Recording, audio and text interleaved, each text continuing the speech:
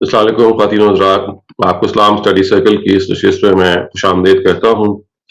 हम अपने इस स्टडी सर्कल का आगाज़ करने जा रहे हैं। मैं आपके सामने स्क्रीन शेयर करने लगा हूँ। सबसे पहले हम कुरान मजीद की आयत से आगाज़ करेंगे इंशाअल्लाह। ये हमारा पहला सेगमेंट है। पहला सेगमेंट जो है, ये आप देख रहे हैं इस सेगमेंट में जो आयत हम पढ़ रहे हैं, ये सूरह आल इमरान की आयत है और ये कुरान मजीद की 30वीं सूरा है। मशहूर आयत है, आपने अक्सर सुनी होगी कि इसके अल्फाज ये हैं कि वाअतसिमू बिहब्लिल्लाहि जमीअन वला तफर्रकू वज़्कुरू निअमतल्लाहि अलैकुम इज़ कुंतुम अअदाअन फ़अल्लफ़ बैन क़ुलूबिकुम फ़अस्बहतुम बिनिअमतिही इख़्वाना व कुंतुम अला शफ़ा हुफ़्रतिम मिनन नार फ़अनक़ज़कुम मिन्हा कज़ालिका युबय्यिनुल्लाहु लकुम आयातिही लअल्लकुम तहतदून। और अल्लाह की रस्सी को सब मिलकर मजबूती से पकड़ो और तफरके में ना पड़ो, और अपने ऊपर अल्लाह की उस इनायत को याद रखो कि तुम एक दूसरे के दुश्मन थे तो उसने तुम्हारे दिल जोड़ दिए और उसके फजलो करम से तुम भाई भाई बन गए। और याद रखो कि तुम आग के गड्ढे के बिल्कुल किनारे पर खड़े थे, फिर उसने तुमको उससे बचा लिया। अल्लाह इसी तरह अपनी आयतें तुम्हारे लिए वाज़ेह करता है ताकि तुम हिदायत पर रहो। ये वो आयत है ख्वातीन हज़रात, जो हमें ये बताती है कि इस उम्मत के अंदर हमने इंतशार से बचना है और एक दूसरे के तफरके से, एक दूसरे से जो डायसेंशन होती है और एक दूसरे के साथ जो हमारा रवैया होता है इख्तलाफ का, जो मुखालफत में तब्दील हो जाता है, उसके लिए बड़ी अच्छी और बुनियादी रहनुमाई फराहम करती है। ये जो कुरान की जो कहा गया कि हब्लुल्लाह वातसिमू बिहब्लिल्लाह, अल्लाह ताला की रस्सी, तो ये वाज़ेह है कि यहाँ इससे मुराद कुरान मजीद खुद है। ये कुरान मजीद की जो रस्सी ही है जो ज़मीन से लेकर आसमान तक तनी हुई है, ये हमें खुदा तक पहुँचाती है, हमें खुदा से हमारा ताल्लुक को मजबूत करती है, खुदा के साथ ताल्लुक को कायम भी करती है।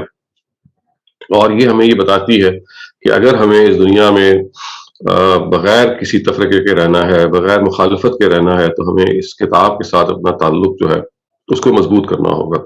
आप अगर देखें तो इस वक्त मुसलमान जिस इंतशार का शिकार हैं, वो ज़हनी इंतशार भी है, वो अखलाकी इंतशार भी है, वो माशी इंतशार भी है, वो समाजी इंतशार है, वो सियासी इंतशार है। यानी इंतशार की एक दुनिया है।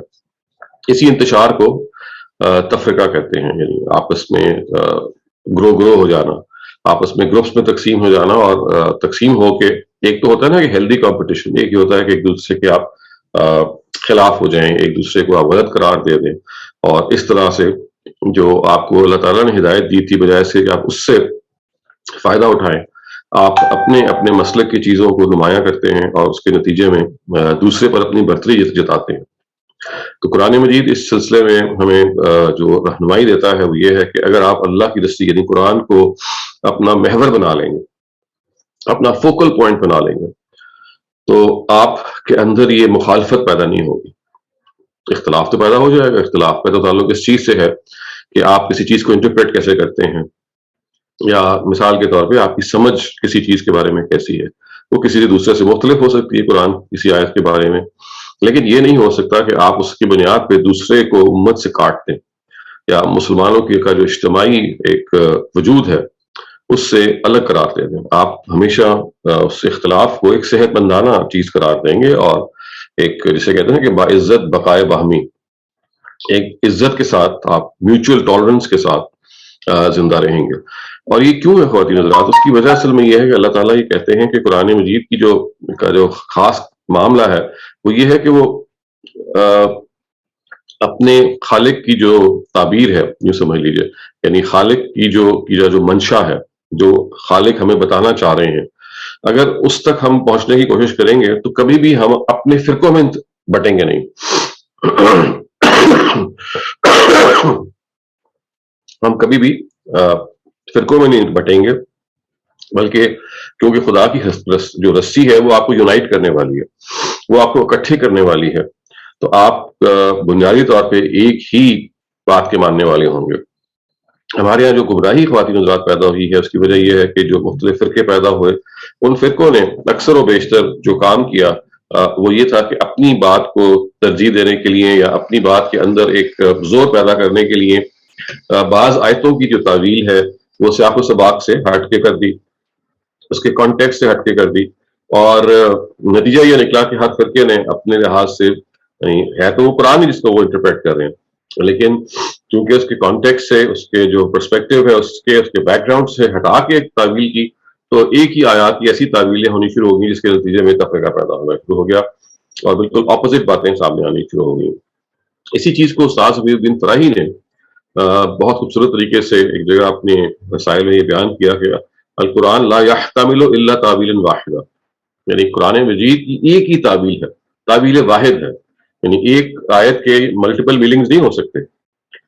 ये तो बात सही है कि आप एक लफ्ज का एक से ज्यादा मतलब जो है वो हर जबान में फर्क होता है, लेकिन वो लफ्ज जब जुमले में रखा जाता है, जुमला जब पैराग्राफ में रखा जाता है, पैराग्राफ जब कॉन्टेक्स्ट में रखा जाता है, कॉन्टेक्स्ट जब सूरा के अंदर रखा जाता है, तो एक ही मतलब है जो सामने आता है। ये कलाम का ऐब है कि आप कहें जी कि इसका ये मतलब भी है, ये मतलब भी है। क्या हम कभी अपनी किताबों के बारे में ऐसा करते हैं कि भाई जो मैं कहना चाह रहा हूँ उसके मल्टीपल मीनिंग है?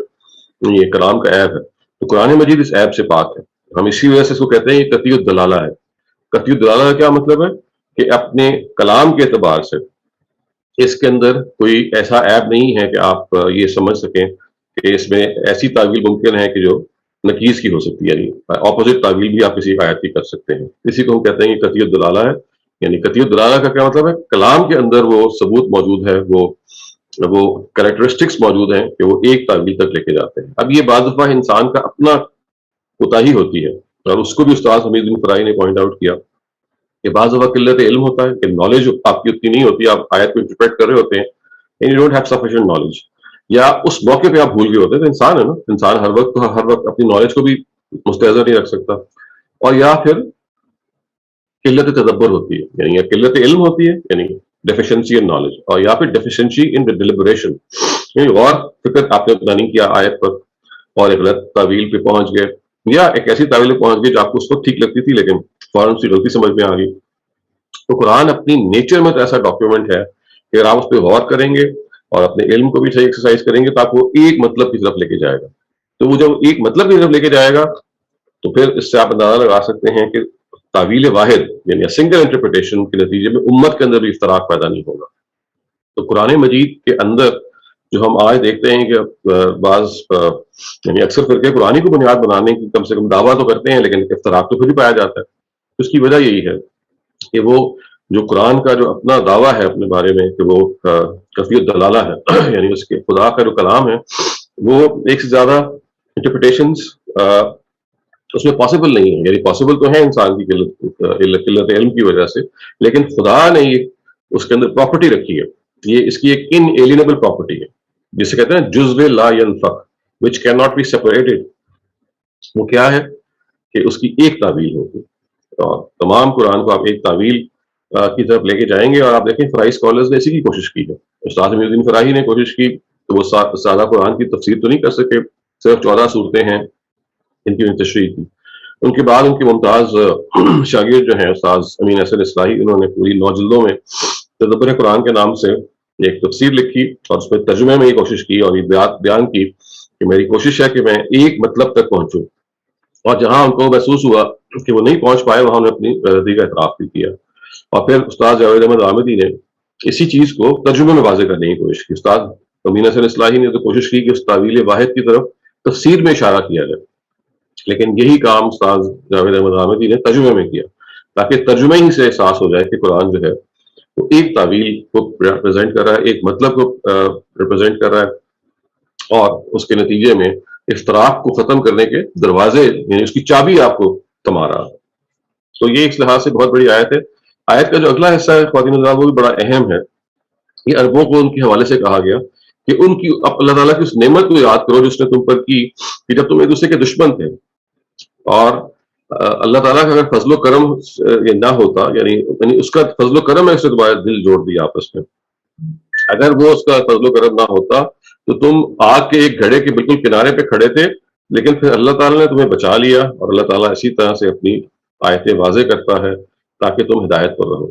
यानी ये अरब उस जमाने में जिस इफ्तराक का शिकार थे, उनके अंदर कुरान मजीद ने आग की जो एक यूनिटी पैदा की वो बिल्कुल ऐसी थी कि वो आग के धाने पे खड़े हुए थे, दे were about to fall in that पिट, लेकिन कुरान ने उनको اتحاد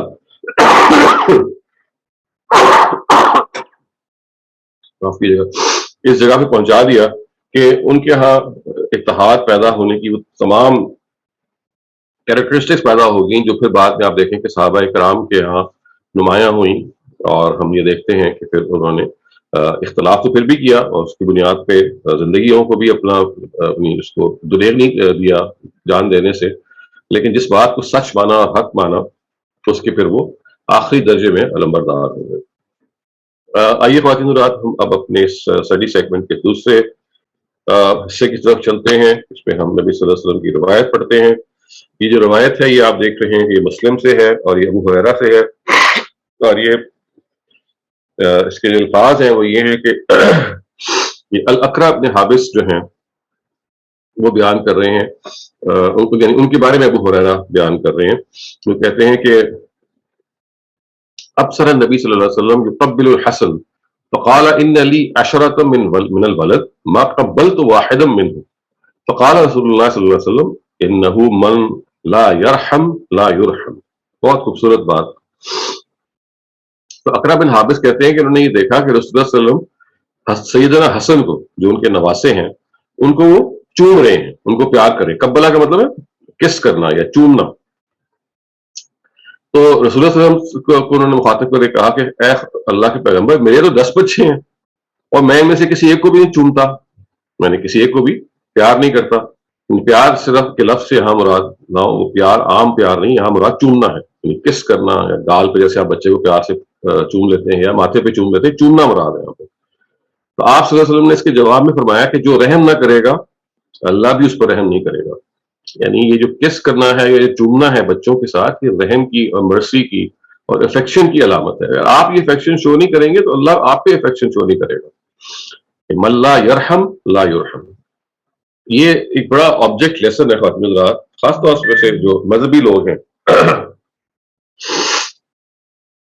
وہ آپ کو یہ بتائیں گے کہ یعنی ان کے ہاں ایک زاہد خشک جس کہتے ہیں نا کہ ایک ایسا خشک وائز عام طور سے ان کی پرسنالٹی میں چھپا ہوا ہوتا ہے کہ جو تکشف یا جیسے کہتے ہیں نا کہ ایک خاص طرح کی یبوست، ایک خاص طرح کی سیریسنس، ایک خاص طرح کی زندگی کے اندر خشکی ہے جو ہوتی ہے، اس کے اندر مسکراہٹ، اس کے اندر نرمی، اس کے اندر ہنسنا کھیلنا، اس کے اندر محبت سے بات کرنا، وہ عام طور سے انفارچونیٹلی کسی نہ کسی وجہ سے مذہبی لوگوں میں کم ہونی شروع ہو جاتی ہے۔ وہ لگتا ہے کہ جیسے کرخت ہو گئے۔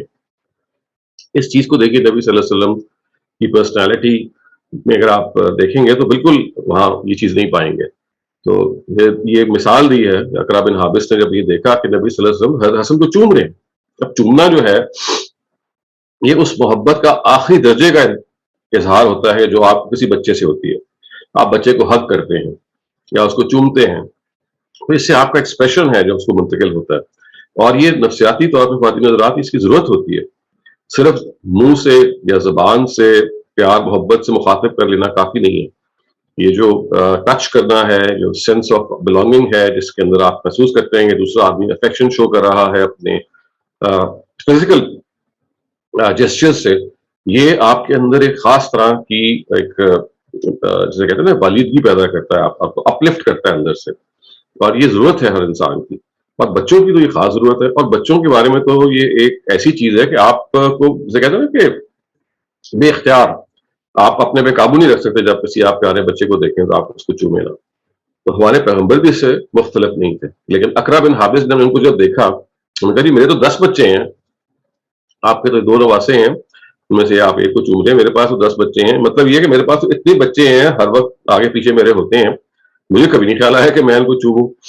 تو اس کے جواب میں کیا خوبصورت بات آپ نے کہی ہے کہ دیکھو نرمی یہ ہے کہ اپنے بچوں سے بھی ہنس کے ملو، ان کو بھی چومو، ان کو احساس دلاؤ کہ تم ان کے سر پہ موجود ہو، اور ان کو یہ بتاؤ کہ پیار اور محبت جو ہے وہ زبان سے نہیں اشاروں سے بھی اور جسمانی طور پہ اس طرح سے چومنے سے بھی اس کا اظہار ہوتا ہے۔ اور یہ نفسیاتی طور پہ ثابت بھی ہے کہ انسان کے اندر جو ایک مورل بوسٹ اس کو ملتا ہے جب اس طرح سے آپ کے پیرنٹس آپ کے ساتھ اظہار محبت کرتے ہیں تو ایکسٹراڈنری ہوتا ہے۔ تو یہ پیغمبر نے ہمیں سکھایا، پیغمبر صلی اللہ علیہ وسلم جو تھے وہ ایک نہ صرف تو ظاہر اپنی حیثیت میں اللہ تعالیٰ کے وہ نمائندے تو تھے ہی وہ ان کے اندر ایک غیر معمولی جو شخصیت ہے وہ بھی موجود تھی ایک انسان کی. یعنی وہ آپ سمجھ لیجیے کہ پیغمبر ہونے کے ساتھ ساتھ ان کے ہاں جو انسانیت کے اعلیٰ اوصاف ہو سکتے ہیں وہ موجود تھے.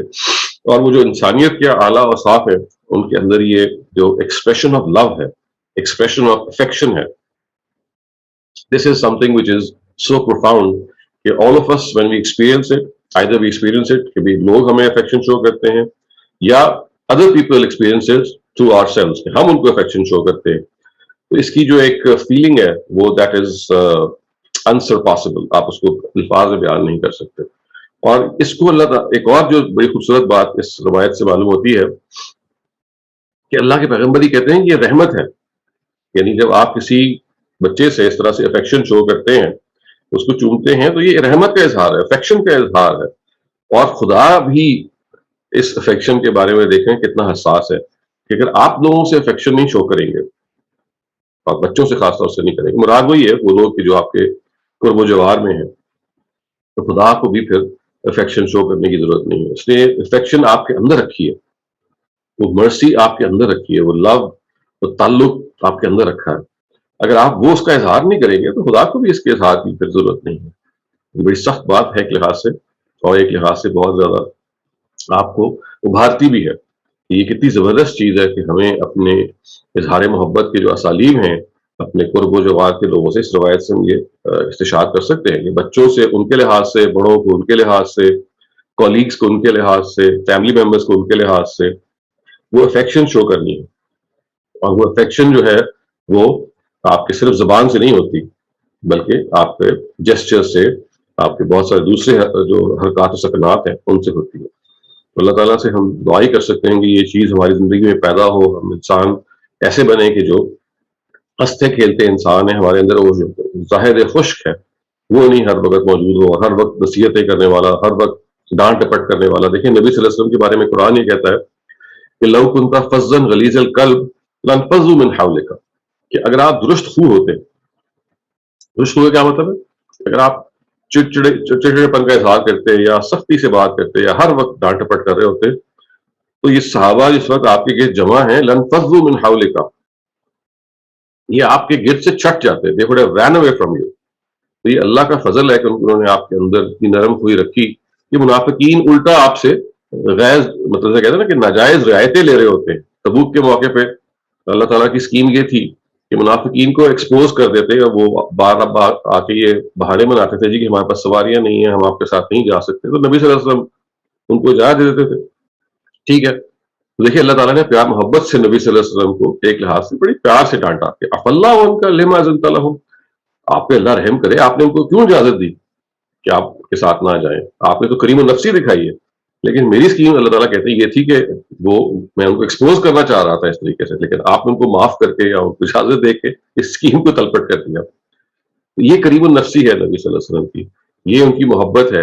یہ دشمن کے ساتھ بھی ان کو ایک پیار ہوتا تھا, اور ایسے لوگوں کے ساتھ جس کے بارے میں ان کو پتا تھا کہ ان کے ساتھ زیادتی بھی کریں گے, ان کے ساتھ بھی ان کے خیر خواہ تھے. تو یہ جو حالی کا جو مسدس حالی ہے اس میں جو وہ مقام ہے اس کو ضرور بار بار دہرایا کیجیے, اس میں نبی صلی اللہ علیہ وسلم کی جو یہ صفات بیان ہوئی ہے نا کہ وہ نبیوں میں رحمت لقب پانے والا, مرادیں غریبوں کی بر لانے والا. اور یعنی اس کے اندر وہ جو پورا ایک جو بند ہے وہ بہت اعلیٰ ہے. قبائل کو شیر و شکر کرنے والا, بد اندیش کے دل میں گھر کرنے والا. یعنی بد اندیش کا مطلب ہے جو آپ کو کلی برا چاہتا ہے, اس سے آپ اتنا اچھا رویہ اختیار کرتے تھے کہ اس کے دل میں جگہ بن جاتی تھی. بد اندیش کے دل میں گھر کرنے والا, یتیموں کا والی, یتیموں کے وہ والی. تو یہ پورا ایک جو بند ہے اس کو دہراتے رہیے, اور آپ دیکھیں گے کہ نبی صلی اللہ علیہ وسلم کی جو یہ صفات ہیں وہ کتنی غیر معمولی ہیں, اور ہم ان کو کتنا بھولے ہوئے ہیں. سو آئیے اب ہم اپنے اس اسٹڈی سرکل کے تیسرے سیکشن کی طرف بڑھتے ہیں. یہ بائبل سے ہم عام طور سے اس کا اقتباس لیتے ہیں. یہ ہم تورات کو, کتاب خروج جو ہے بک آف ایکزوڈس, اس کا یہ 20واں چیپٹر ہے اور 12ویں آیت ہے. اس کے الفاظ کیا ہیں؟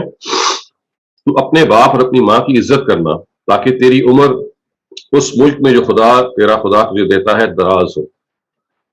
یعنی یہ وہی ہے کہ مصر کی جو سرزمین ہے جو جہاں سے ان کو نکالا گیا، اس کے بعد ان کو بنی اسرائیل کو یعنی ظاہر ہے صحرا نوردی میں ان کو 40 سال ان کو وہاں رہے وہ، پھر جا کے کنعان میں وہ آباد ہوئے جا کے. تو یہ ایک بہت عمدہ نصیحت ہے جو حضرت موسیٰ نے کہا کہ دیکھو اپنے ماں باپ کی عزت کرنا تو تمہاری عمر میں برکت ہوگی. عمر دراز یعنی ظاہر یہ ایک دعا کا کلمہ ہے کہ جس جگہ پہ پھر اللہ تعالیٰ آپ کو بسانے جا رہے ہیں ارض فلسطین کے اندر، ارض کنعان کے اندر، وہاں پھر آپ کی پھر اللہ تعالیٰ آپ کی عمر میں برکت پیدا کریں گے، آپ کے اندر وہ انسانیت کا ایک اعلیٰ رتبہ پیدا کریں گے کہ جس کے نتیجے میں واقعی آپ انسان کہنے کے مستحق ہوں گے.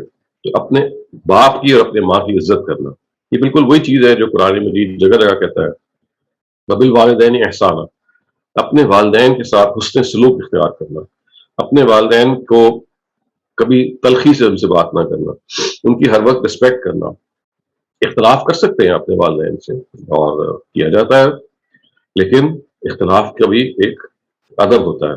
آپ اختلاف کیجئے، زوردار اختلاف کیجئے. زوردار کا مطلب یہ نہیں کہ الفاظ زوردار ہو، بلکہ آپ کا سٹانس میں آپ ڈٹ جائیں کہ فلاں چیز جو ہے وہ مناسب نہیں ہے، مجھے وہ میری زندگی کا فیصلہ ہے جو مجھے خود کرنا ہے، لیکن اس میں آپ کو سافٹنس دکھانی ہے، ان کا احترام کرنا ہے. تو احترام جو ہے نا، احترام آدمیت جو ہمیں دین تو ویسے درس دیتا ہے، لیکن خاص طور سے والدین کے بارے میں تو آپ دیکھیے جگہ جگہ پہ آسمانی صحائف جو ہیں یعنی جو پریویس اسکرپچرز ہیں وہ بھی، اور خود قرآن مجید میں اللہ کے حق کے بعد اگلا حق جو بیان ہوا ہے وہ والدین کا. Honour our father and mother وبالوالدین احسان، اپنے والدین کے ساتھ اچھا رویہ اختیار کرو. یہ اردو والا احسان نہیں ہے. اردو میں احسان کا تو مطلب ہوتا ہے نا احسان جتانا، نہیں، عربی زبان میں احسان کا مطلب ہوتا ہے اچھا رویہ اختیار کرنا، رسپیکٹفل. اور یہ وہ چیز ہے جو ہم سب کو سیکھنی ہے کہ والدین جو ہیں وہ ہم سے تجربے میں زیادہ ہیں، عمر میں زیادہ ہیں. انہوں نے ہمارے ساتھ جو بھلائی اور نیکی کی، اپنی زندگیوں کی سیکریفائس کی، اور ماں کا تو اس میں غیر معمولی رتبہ ہے. قرآن نے اس کو صرف اشارہ بھی کیا ہے کہ پہلے آپ کو 9 مہینے مشقت کے ساتھ پیٹ میں رکھا. یہ آسان چیز نہیں ہوتی. مائیں ہی جانتی ہیں کہ وہ جو 9 مہینے کی زندگی ہے جب وہ ایک نئی زندگی کی نشو و نما کر رہی ہوتی ہیں تو کتنی تکلیف سے گزرتی ہیں. پھر پیدائش کے موقع پہ جو تکلیف ہوتی ہے اس کو سہا. اس کے بعد فاسٹرنگ یعنی آپ کو جب دودھ پلایا جس کو حضانت کہتے ہیں، جس کو بریسٹ فیڈ کیا چائلڈ کو، وہ بھی کوئی آسان چیز نہیں ہوتی. تو یہ تینوں مراحل وہ ہیں کہ جو ایک ماں ہی اس سے گزرتی ہے. باپ تو ظاہر نہیں گزرتا، باپ کا وہ دوسرا رول ہے لیکن وہ بھی الگ طریقے سے امپورٹنٹ ہے. لیکن جو سیکریفائسز، جو جسے کہتے ہیں نا کہ اپنی زندگی کو دوسرے کے لیے ترج دینا، نچھاور کر دینا، جو ماں باپ نے کیا اس کو ہم ریپے نہیں کر سکتے، بالکل نہیں کر سکتے. اور اسی وجہ سے قرآن نے ہمیں یہ دعا سکھائی ہے کہ رب ارحمہما کما ربیانی صغیرا، کہ اے اللہ تعالیٰ تو ان دونوں پہ رحم فرما جس طرح سے انہوں نے بچپن پہ جب میں پالا جا رہا تھا ان کے ہاتھوں سے تو انہوں نے مجھ پر وہ شفقت کی تھی. آپ ان پہ رحم کیجیے. اس کی وجہ سے ہم ان کے احسانات کو پے نہیں کر سکتے، پے بیک نہیں کر سکتے. ہم جو کر سکتے ہیں وہ یہ ہے کہ عزت سے پیش آئے، اختلاف کریں تو عزت سے کریں، ان کی جو ایموشنل نیڈز ہیں ان کا خیال رکھیں. پر جب ہمارے پیرنٹس جو ہیں وہ ایک خاص عمر کو پہنچ جاتے ہیں تو ان کے ہاں وہ ایک بچہ نمودار ہو جاتا ہے. ایک بچہ جو ضد کرتا ہے، ایک بچہ جو بھول جاتا ہے، ایک بچہ جو اپنی منمانی کرنے کی کوشش کرتا ہے. یہ سب چیزیں ہیں نا جو ہم بچپن میں ہم بھی کرتے تھے. تو بڑے لوگ بھی جب ایک خاص ایج میں پہنچتے ہیں تو ان میں یہی ایک بچپنا پیدا ہو جاتا ہے. اس وقت صبر کی بہت ضرورت ہوتی ہے. ہم اریٹیٹ ہو جاتے ہیں، ہمارے اندر جھنجھلاہٹ پیدا ہو جاتی ہے. ہم کہتے ہیں جی ایک دفعہ آپ نے بات نہیں سنی، میں نے آپ کو کہہ تو دیا تھا کہ آپ نے ایسا نہیں کرنا، پھر آپ نے وہی کام کیا، پھر آپ نے اپنی دوا نہیں کھائی، پھر آپ باہر نکل گئے بغیر سوٹی لیے یا بغیر کسی کو بتائے وغیرہ. تو کیا ہم کرتے ہیں اپنی طرف سے تو ہم بتا رہے ہوتے ہیں کہ بھئی آپ کو چاہیے ہے کہ ان سب چیزوں کی احتیاطیں کریں، لیکن ہم یہ بھول جاتے ہیں کہ انسان ایک کمزور وجود ہے. خاص طور سے جب اس عمر کو پہنچتا ہے اس کو شفقت کی ضرورت ہے، اس کو محبت کی ضرورت ہے. اس نے غلطی کرنی ہے، اس نے غلطی کرنی ہے.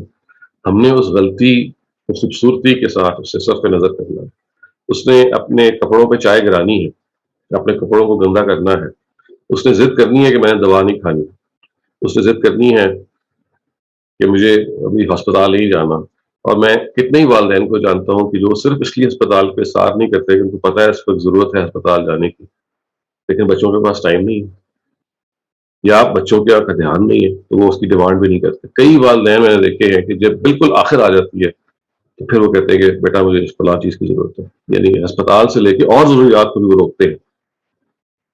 تو یہ ایک بڑا لمحہ فکری ہے خواتین حضرات. اپنی اولاد کے بارے میں ہم کتنے جذباتی ہوتے ہیں.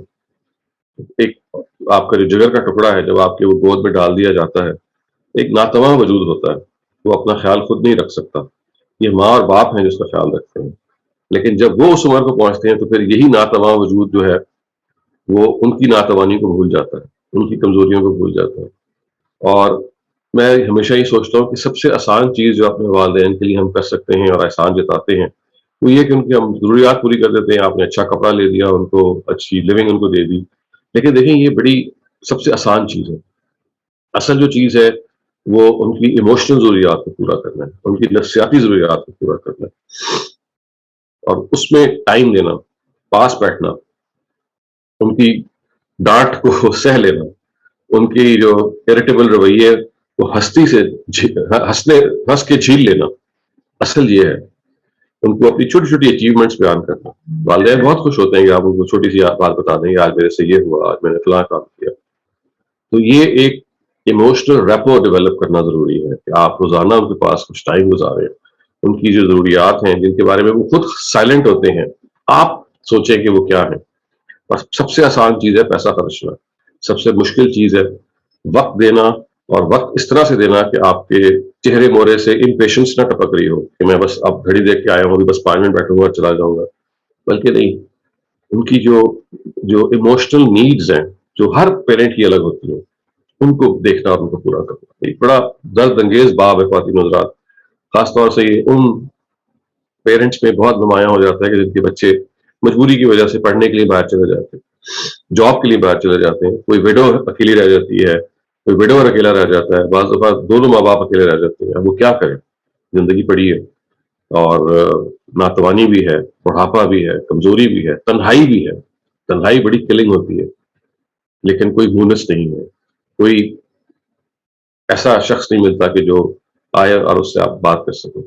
ہم مغرب میں جو اولڈ ہومز ہیں ان کو بہت آسانی سے ڈسمس کر دیتے ہیں اور برا بھلا کہتے ہیں، لیکن سچ تو یہ ہے کہ بہت سارے کیسز میں اگر یہ اولڈ ہومز نہ ہو تو ہمارے جو بوڑھے والدین ہیں وہ سروائیو نہیں کر سکتے.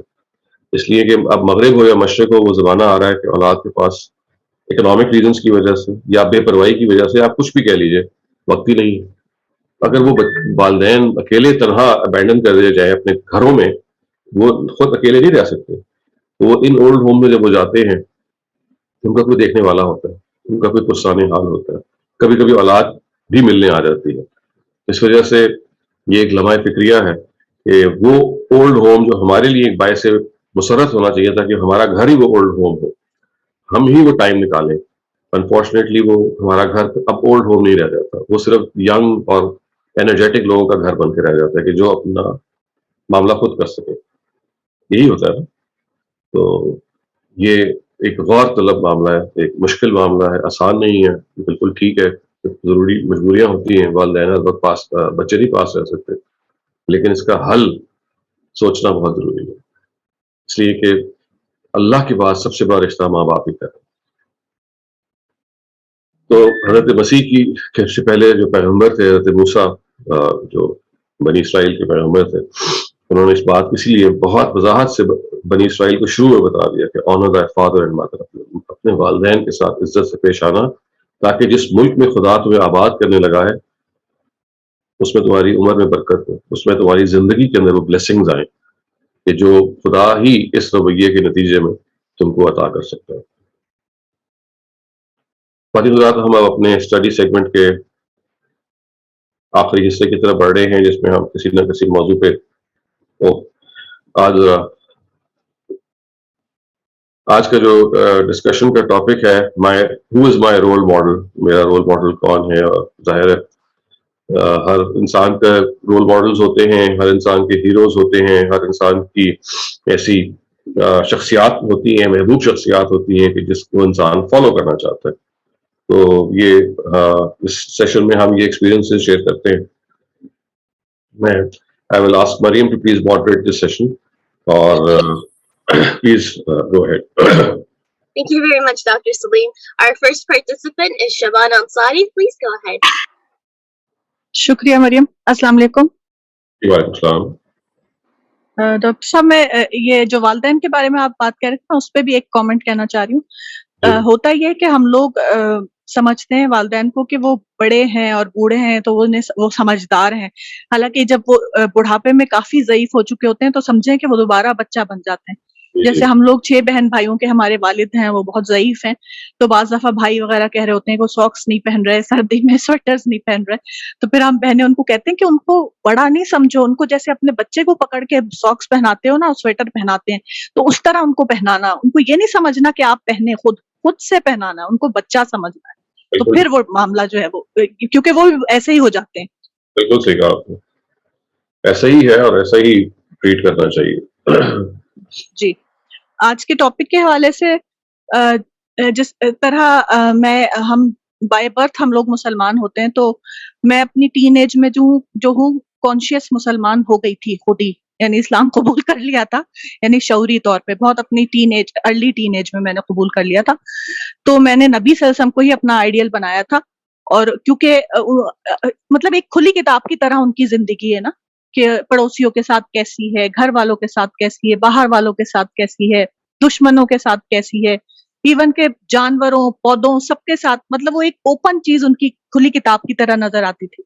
تو میں نے انہی کو فالو کرنے کی کوشش کی، اور پھر جب پریکٹیکل لائف میں آئی تو مجھے بہت پڑوسیوں سے جو ہے اپنے نیبر سے کافی تلخ تجربات کا سامنا ہوا. اور لیکن یہ کہ میں نے اس کو مد نظر رکھا کہ نبی صلی اللہ علیہ وسلم پر تو مطلب ہمارے جیسے پڑوسی ہیں کوڑا لا کے تو وہ ہمارے سامنے میرے سامنے گیٹ پر بس وہاں تک آ جاتا تھا ان کا کوڑا، تو میری بیٹ جو ہے وہ چیختی تھی کہ یہ لا کے ڈالتے ہیں آپ کا، کہ آپ کا کوڑا نہیں ہے. تو میں کہتی تھی کوئی بات نہیں، اٹھا لو، ہمارے سر پہ تو نہیں پھینکا نا.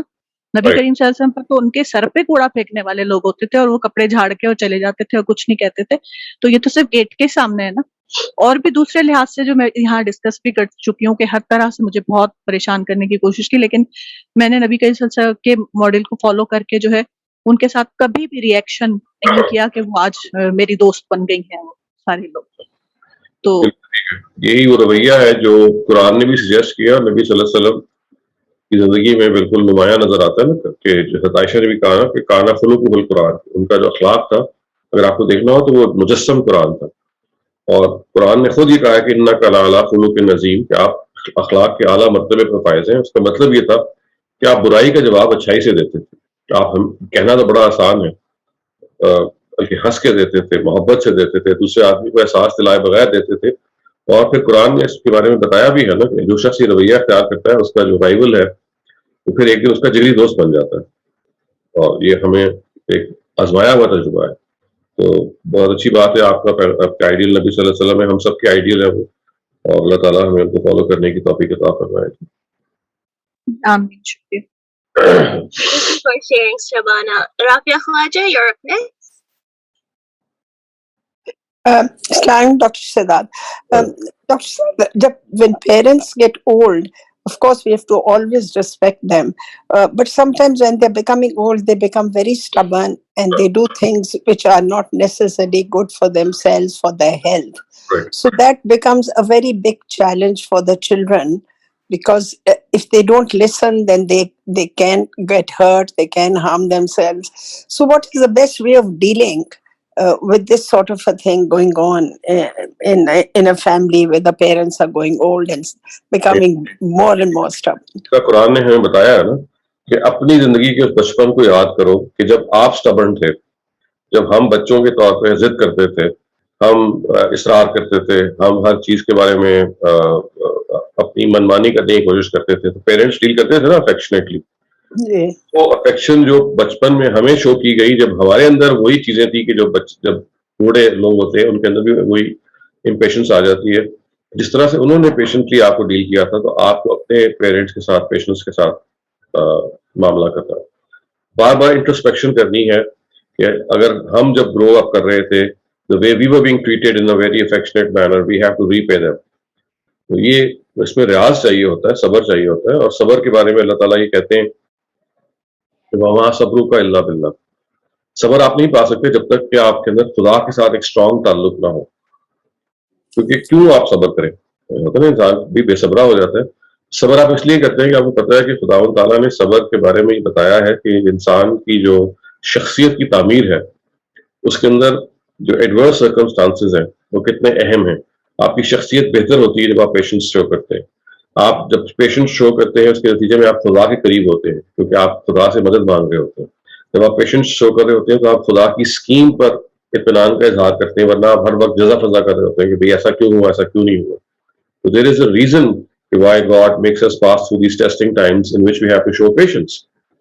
تو وما صبر کا اللہ باللہ بڑی اہم آیت ہے کہ آپ صبر نہیں پا سکتے سوائے اس کے کہ خدا کے ساتھ اس تعلق کے. تو خدا کے ساتھ تعلق کو گہرا کیجئے. جتنا خدا کے ساتھ آپ کا تعلق گہرا ہوگا اتنا آپ کے اندر زندگی کی جو حقیقتیں ہیں ان کو سمجھنے کی ایک ویژن پیدا ہوگا, اور آپ کے اندر ایک ٹھہراؤ پیدا ہوگا, ایک اسٹیبلٹی پیدا ہوگی. آپ کے آس پاس جو ہو رہا ہے وہ آپ کو زیادہ بادر نہیں کرے گا, بلکہ آپ کو اس چیز پر ابھارے گا کہ میں نے اپنا رول ادا کرنا, میرے اوپر جو رسپانسبلٹی تھی مجھے وہ ادا کرنی ہے اور باقی اللہ پہ چھوڑ دینا ہے. یہ رویہ ہے انسان کا جو انسان کو میک اور بریک کرتا ہے, اور قرآن ہمیں اسی رویے کو سکھاتا ہے. شہزاد صاحب میری والدہ تھی, ان کو بہت دفعہ سمجھایا کہ اب آپ نہیں چل سکتی, اسٹک لے کے چلیں, بٹ وہ نہیں, بس مجھے نہیں پسند, اور نتیجہ یہ ہوا کہ وہ گر گئیں اور ان کی ہپ ٹوٹ گئی.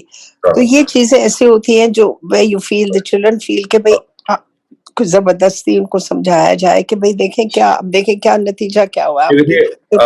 اس کی آپ مثال ایسے سمجھیں کہ جیسے بچے بھی بعض دفعہ, مطلب میں تھوڑی سی ہارش بات کر رہا ہوں لیکن یہ ہارش ریئلٹی آف لائف ہے کہ ویسے غلطی انسان جب کرتا ہے نا بہت سارے لوگ اس سے سیکھتے ہیں. بچے بھی, ہم جب ایکسپیریمنٹیشن کر رہے ہوتے ہیں کہیں گریں, کبھی دیکھیں بچہ جب سیڑھیاں اتر رہا ہوتا ہے نا اور آپ ماں باپ سے کہیں گے آہستہ اترو تو وہ آپ کی بات نہیں مانے گا, ایک دو دفعہ گر جائے گا. تو وہی بچہ جب ایک دو دفعہ گرے گا تو اس کے بعد جب سیڑھیاں اترتا ہے تو وہ خود کیئرفل ہو جاتا ہے. یہ انسان کی فطرت ہے. تو انفارچونیٹلی ہمیں بعض دفعہ ایکسپیرینس کر کے, غلطی کر کے ہی ہم لرن کرتے ہیں. آپ کا بھی, ہم سب کا کام یہی ہے, ہم سب کا کہ اپنے والدین کو ہم سمجھائیں, ان کو بتائیں جب تک ان کے اندر سمجھ ہے. سمجھ کا مطلب ہے they know what they are doing. ایک تو ہے نا کہ they are unaware, پھر تو آپ ظاہر ہے تھوڑی سی اور میجرز لے سکتے ہیں. as long as they know what they are doing, تو آپ کا کام ان کو بتا دینا ہے اس کے غلط کانسیکوینسز کو. اس کے بعد یہ قدرت کا قانون ہے کہ بعض دفعہ وہ غلطی انسان کرتا ہے تو پھر سیکھتا ہے. تو اگر وہ ہپ بون کی ٹوٹ گئی یا خدا نخواستہ اور نقصان ہو گیا, یعنی اس کے مقابلے میں ان کو زبردستی روک کے رکھنا یا ان کے ساتھ ٹانٹ ٹپٹ کا رویہ اختیار کرنا یا تو کہنا کہ اگر آپ سوٹی نہیں لیں گی تو آپ کو ہم چلنے نہیں دیں گے, یہ ٹھیک نہیں ہے. آئی نو یہ ایک ہارش بات ہے کہ آپ غلطی کرنے دے رہے ہیں, لیکن بعض دفعہ اس میں ایک بیلنس کریٹ کرنا پڑتا ہے کہ تھوڑی بہت غلطی کرنے دیں تاکہ وہ لرن کر سکیں. شکریہ. Rafia Khwaja, would you like to share your role model since we're in the discussion segment right now? Okay. I'd like to let everyone know that we're still in the discussion segment. So for the questions, we'll have our Q&A segment right after this. Nadia Khwaja, sorry, Nadia, you're up next. السلام علیکم doctor Shahzad. I never thought growing up کہ میں یہ کہوں گی کہ میرے mother میرے رول ماڈل ہے, because I've had a very turbulent relationship with her. But when I'm now raising kids and I'm realizing that my mother is actually she has been my role model all along while I'm parenting. ان کی نیت اور ان کی dedication, اور اتنی زیادہ dedication مجھے وقت کے ساتھ ساتھ احساس ہوتا جا رہا ہے کہ one could never be as such a dedicated person that she has been as a person. So I think کہ میں نے اپنے دوستوں کو بھی رول ماڈل بنایا, کچھ موٹیویشنل اسپیکرس کو رول ماڈل شاید بنایا, کچھ رائٹرس کو بنایا, لیکن اب مجھے لگتا ہے کہ unconsciously I've always been following my mother's outlook on life. So much so that I got to know that she used to pray. Recently she disclosed to me that she used to pray that may we have benevolent neighbors, friends, teachers اور ہم جن کے ساتھ travel کریں وہ بھی ہمارے ساتھ اچھا سلوک کریں, ہمیں کہیں بھی رفنس کا وہ نہ ہو. تو she tells me to this day, اب ان کے ماشاء اللہ many grandchildren that she has, so she names every single child of her brood and she prays for them کہ اللہ تعالیٰ ان کو نیبرز, ٹیچرز, فرینڈز, جتنے بھی لوگوں سے زندگی میں, وہ ڈاکٹرز کے پاس بھی جائیں یا وہ ڈاکٹرز بن جائیں تو ان کو پیشنٹس بھی ان کے پاس ہیں, تو ان کو اللہ تعالیٰ ان کے ساتھ نیک لوگوں کا واسطہ ڈالے. تو for this particular reason I really find that she is the ultimate role model. بالکل صحیح ہے, نو ڈاؤٹ جی. ماں سے جو ایکسٹراڈنری آپ کو انسپریشن حاصل ہوتی ہے right from your childhood, that is at times imperceptible, آپ you not even realising it, اور وہ ہو رہی ہوتی ہے, اور ایک خاص موقع پہ آپ کو اس کا ظہور ہوتا ہے. تو اگر آپ ماں کی شخصیت سے انسپائر ہو جائیں تو اس سے بڑی اور کیا چیز ہو سکتی ہے, کیونکہ اس کے نتیجے میں پھر آپ ایک اچھی ماں اور اچھی گرینڈ ماں بن سکتی ہیں. So thank you for sharing your experience. Thank you, Nadia. I also feel that, as Shabana was saying, I feel like ideally if we all have Nabi Sallallahu Alaihi Wasallam as our role model, it'll make the world a much better place. But personally, I find him really hard to relate to. It's not, because he's not alive currently, and we hear about him from stories. So if I had to choose one person to encompass as my role model, it'd be my mom as well, because I've seen other people be mean to her. I've seen other people give her a really hard time, and she's taken it through kindness. Her growth over the years and her sacrifices for me and my siblings, like I feel like no one else would ever be able to do what she has done for us. So to me, she's my role model. I also would like to add that I think personally I have different people for different things that I would like to improve upon, and so I make them my role models. Right. So that I try to copy what they're doing, or like, you know, take certain attributes or certain words that they use or actions that I can follow through and become a better person. Right. So بالکل آپ نے ٹھیک کہا, ضروری نہیں ہے کہ آپ کوئی ایک ہی رول ماڈل کو الٹیمیٹلی اڈاپٹ کریں. ظاہر ہے جیسے آپ کے کیس میں your mom is your role model, لیکن there are so many things that you can learn in bits and pieces from different people. So you can have many role models, and for each characteristic or attribute that you learn, you can have a separate role model. اور یہ اس لیے ضرورت ہے کہ ہم سب کی, مطلب we need humans to follow. I mean, we just cannot be abstract in our lives کہ ہمیں ایک آئیڈیل بتا دیا جائے, نہیں, ہمیں we have to see someone doing that as well. تو Prophet صلی اللہ علیہ وسلم تو ظاہر ہے اللہ تعالیٰ کی طرف سے گائیڈڈ تھے, he was a, I mean, you can call him a superhuman in that respect, کہ وہ اپنی جو اخلاقی زندگی تھی اس میں وہ flawless تھے, اور اسی وجہ سے he set a very high standard. So he gives a very strong inspiration, اور اسی وجہ سے ان کو بھیجا بھی گیا, اور اللہ میاں کو ضرورت نہیں تھی بھیجنے کی. He needed that the book that he is going to send, or not just his book, all prophets of God, they were sent precisely for this reason, that besides delivering the message of God, they have to inspire people. And for inspiration, you need a human being, a living model. Otherwise, books would have been enough. No, books are not enough actually. You need someone to inspire you through his actions and deeds and practices. Thank you. Thank you. Saima Khan, you're up next. السلام علیکم. Thank you. میرے جو role model ہیں وہ کیا کہتے ہیں, میرے پیرنٹس ہی ہیں. although they were quite strict, بہت زیادہ وہ سخت ماں باپ تھے, لیکن جو ان کی خودداری اور ان کی ایمانداری, I have learned a lot from them.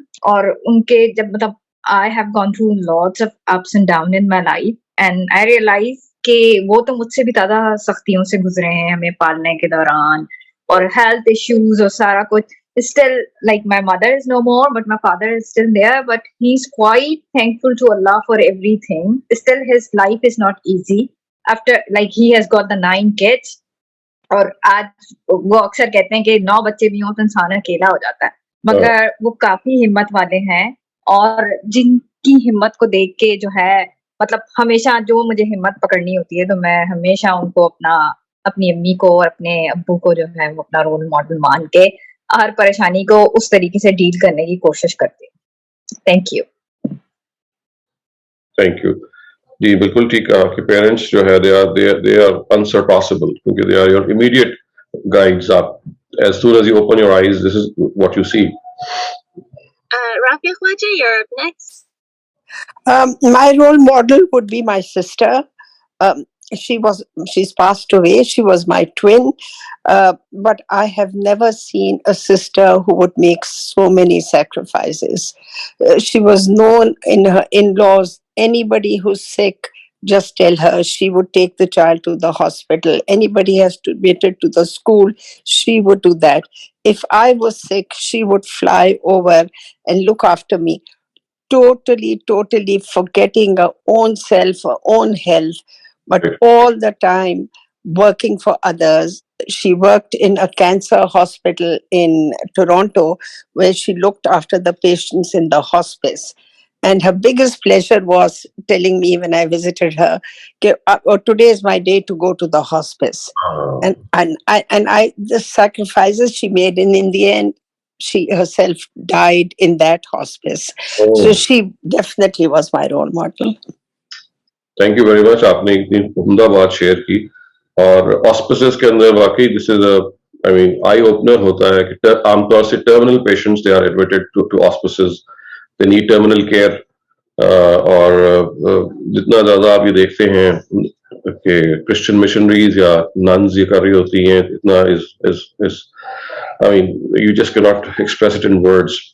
تو اگر آپ کی بہن نے آپ کی بھی خیال رکھا اور پھر جیسے آپ نے کہا کہ ہاسپس میں والنٹیئر کرتی تھی پھر ان کی اپنی ڈیتھ بھی وہاں ہوئی.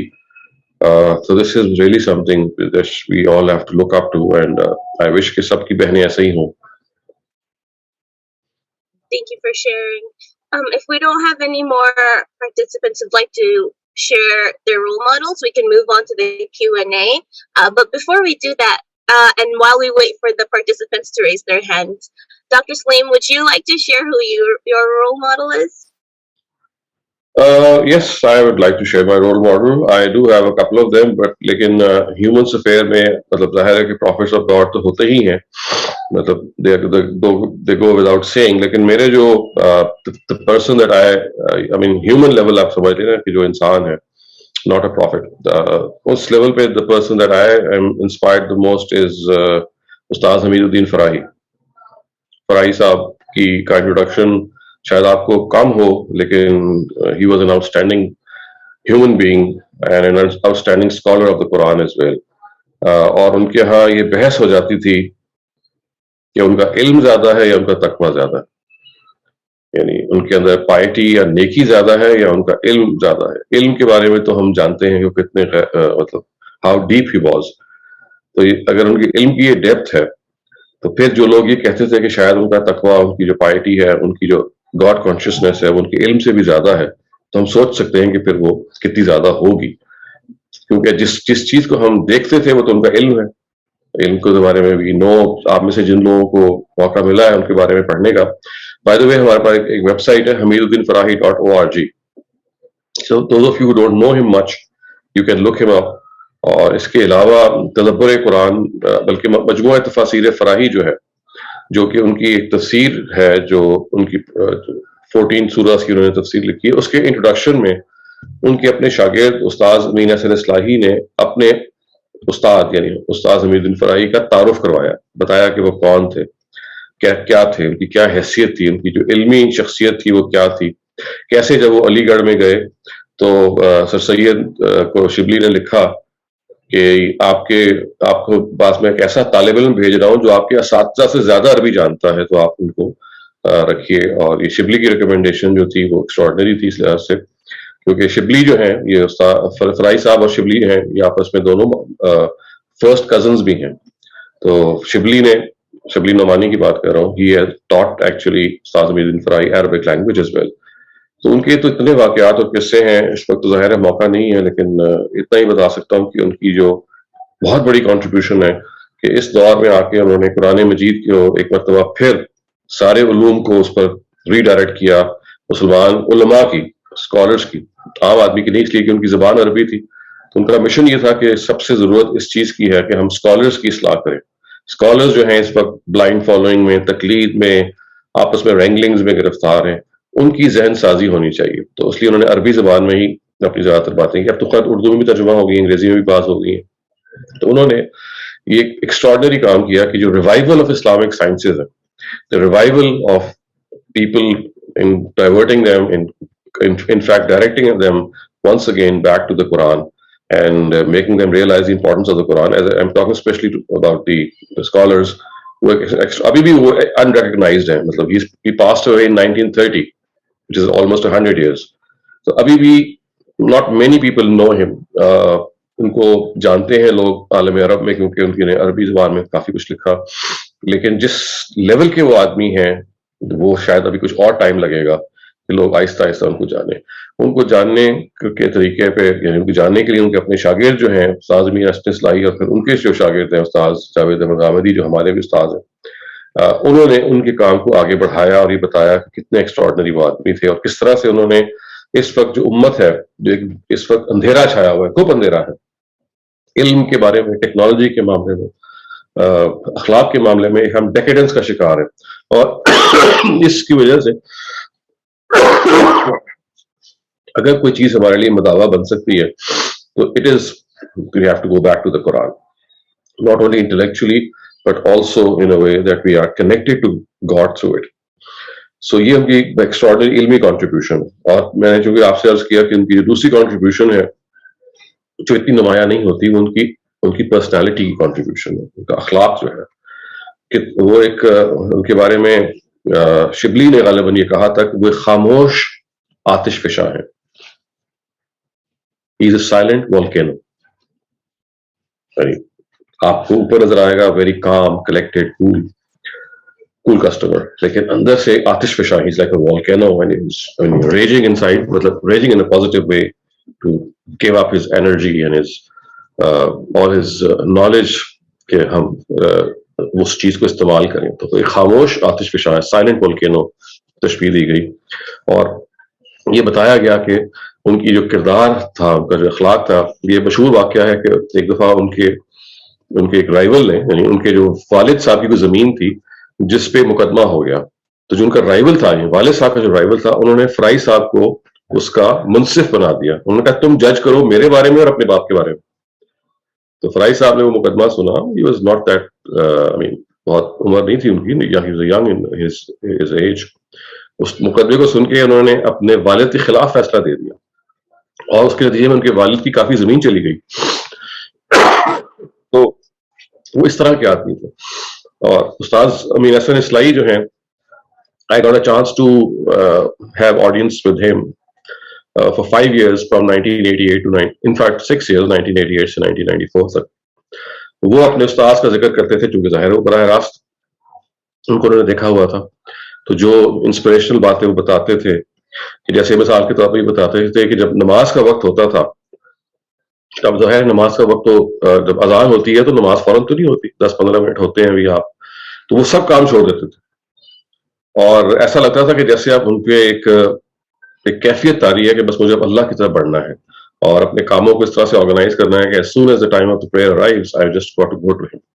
اور ان کے بارے میں پھر یہ جملہ کہا جاتا تھا کہ تیزی کے ساتھ وہ جاتے تھے مسجد کی طرف اور چال ایسی جیسی کڑی کمان کا تیر, لائک بو, جس طرح سے کھینچ کے آپ ایرو کو پھینکتے ہیں نا تو اسٹریٹ ہو جاتا ہے. تو ان کے بارے میں یہ لکھا گیا کہ چال ایسی جیسی کڑی کمان کا تیر, کے کتنا تیزی کے ساتھ وہ پھر جایا کرتے تھے. خیر بہت سارے واقعات ہیں. ان کے بارے میں کتاب بھی ہے جو لکھی گئی ہے, اس کا نام ہے ذکر فرائی. یہ پبلش ہو چکی ہے, والومنس کتاب ہے اور یہ ان کی زندگی کو بھی ٹریس بیک کرتی ہے, ان کی افکار کو بھی کسی حد تک. لیکن اب اس میں اگر آپ ان کے بارے میں زیادہ جان سکتے ہیں تو یہ ایک ایسے ان نون ہے, یہ خاموش سپاہی ہیں آپ کہہ لیجیے. فیو پیپل نو اباؤٹ ہم, لیکن جتنا آپ ان کو جانیں گے اتنا آپ کو حیرت ہوگی کہ یہ اللہ تعالیٰ نے کیسا ایک گوہر نایاب ان پیرل جیم پیدا کیا. اور 14 صدیوں کے بعد اس امت کے کھٹا ٹوپ اندھیرے میں, جس میں علم جو ہے وہ ہر چیز کو پہ داد دی جاتی ہے سوائے علم کے, اور علم اور علم کے ذریعے سے اور عقل کے ذریعے سے دین کو سمجھنا, اس کو کوئی اہمیت نہیں دی جاتی. انہوں نے آ کے اس کو ریوائیو کیا.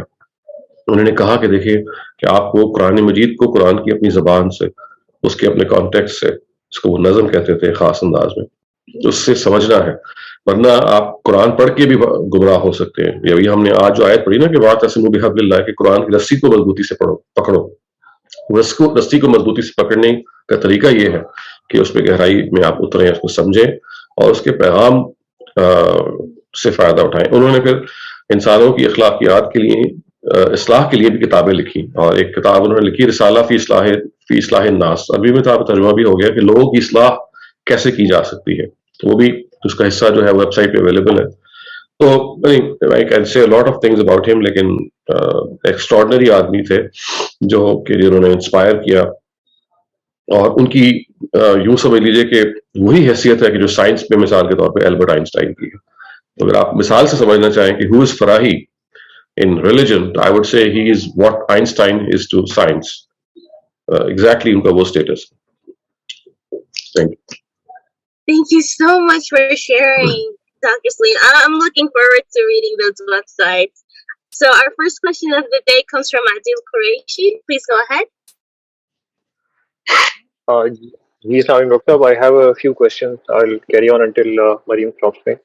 Okay. So, एक तो जो आप, thank you for sharing a very good details about Amiruddin Farahi साहब. So, इनके जो students हैं, जिसमें I think मौलाना अबुल कलाम आज़ाद थे, और फिर अमीन हसन इस्लाही साहब जो काफी प्रोमिनेंट हैं,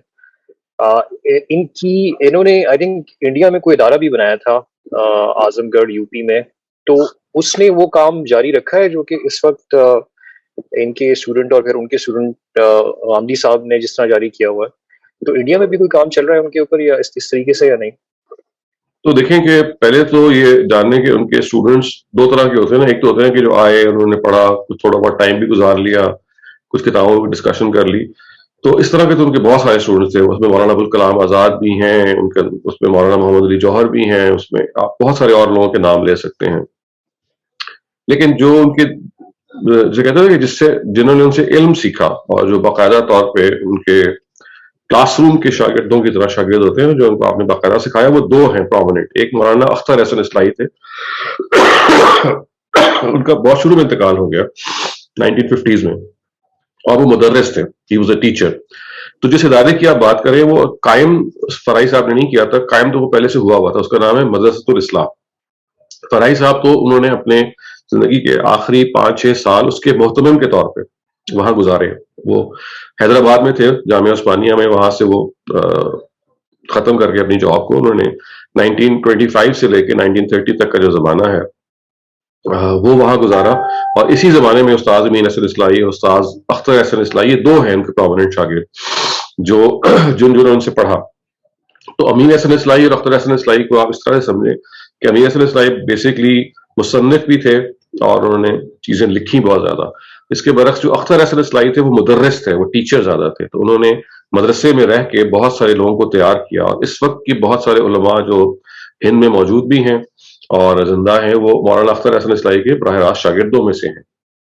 उनका जल्दी इंतकाल हो गया और वो उन्होंने इंडिया ही को चूज किया था जब पार्टीशन हुआ है। मौलाना इस्लाही तो पार्टीशन से पहले ही पाकिस्तान आ गए थे, यानी पठानकोट आ गए थे, उसके बाद लाहौर आ गए थे।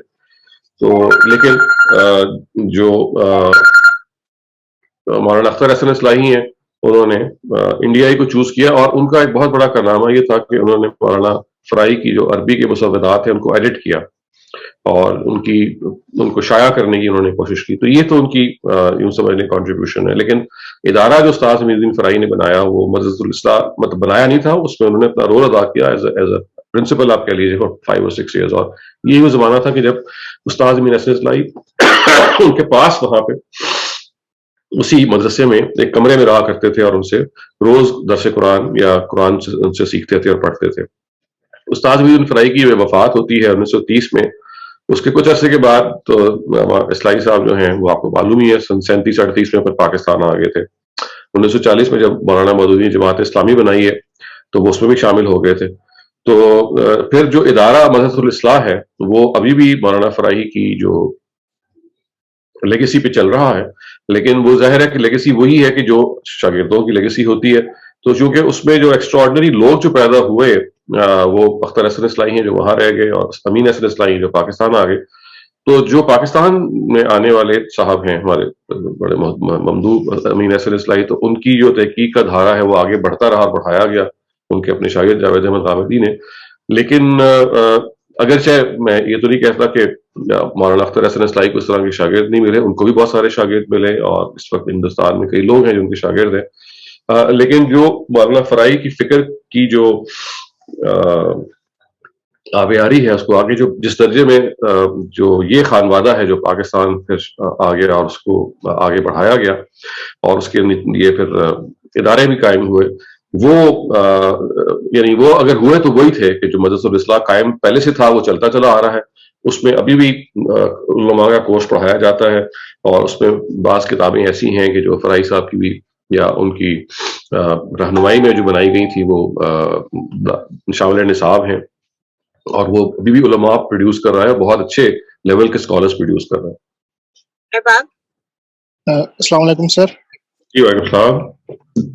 سر میرا کوشچن قرآن کے متعلق، آپ نے بھی ایک کتاب لکھی ہے تاریخ کے متعلق، تو اسی سے ریلیٹڈ آج کل میں غامدی صاحب کی سیریز بھی ایک چل رہی ہے وہ سن رہا ہوں سر. تو میرے کچھ سوالات ہیں سر.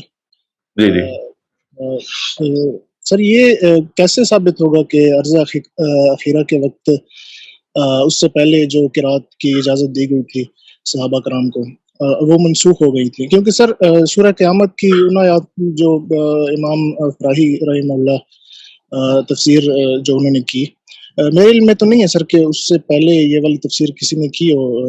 ان کے عبداللہ بن عباس رضی اللہ عنہ سے جو منسوب ہے تفسیر، انہوں نے بالکل اسٹریٹ قسم کی سادہ سی تفسیر کی ہے اس آیت کی، نہ کہ یہ مطلب فیوچر کی بات ہو رہی ہے اور ترتیب بتائی جا رہی ہے اس طرح سے.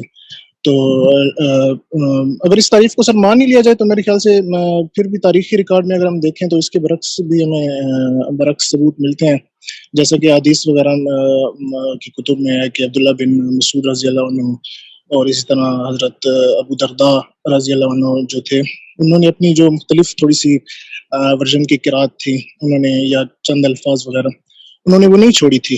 اور یہ روایات متقدمین اور متاخرین دونوں قسم کے جو محدثین ہیں انہوں نے ان کو صحیح مانا ہے.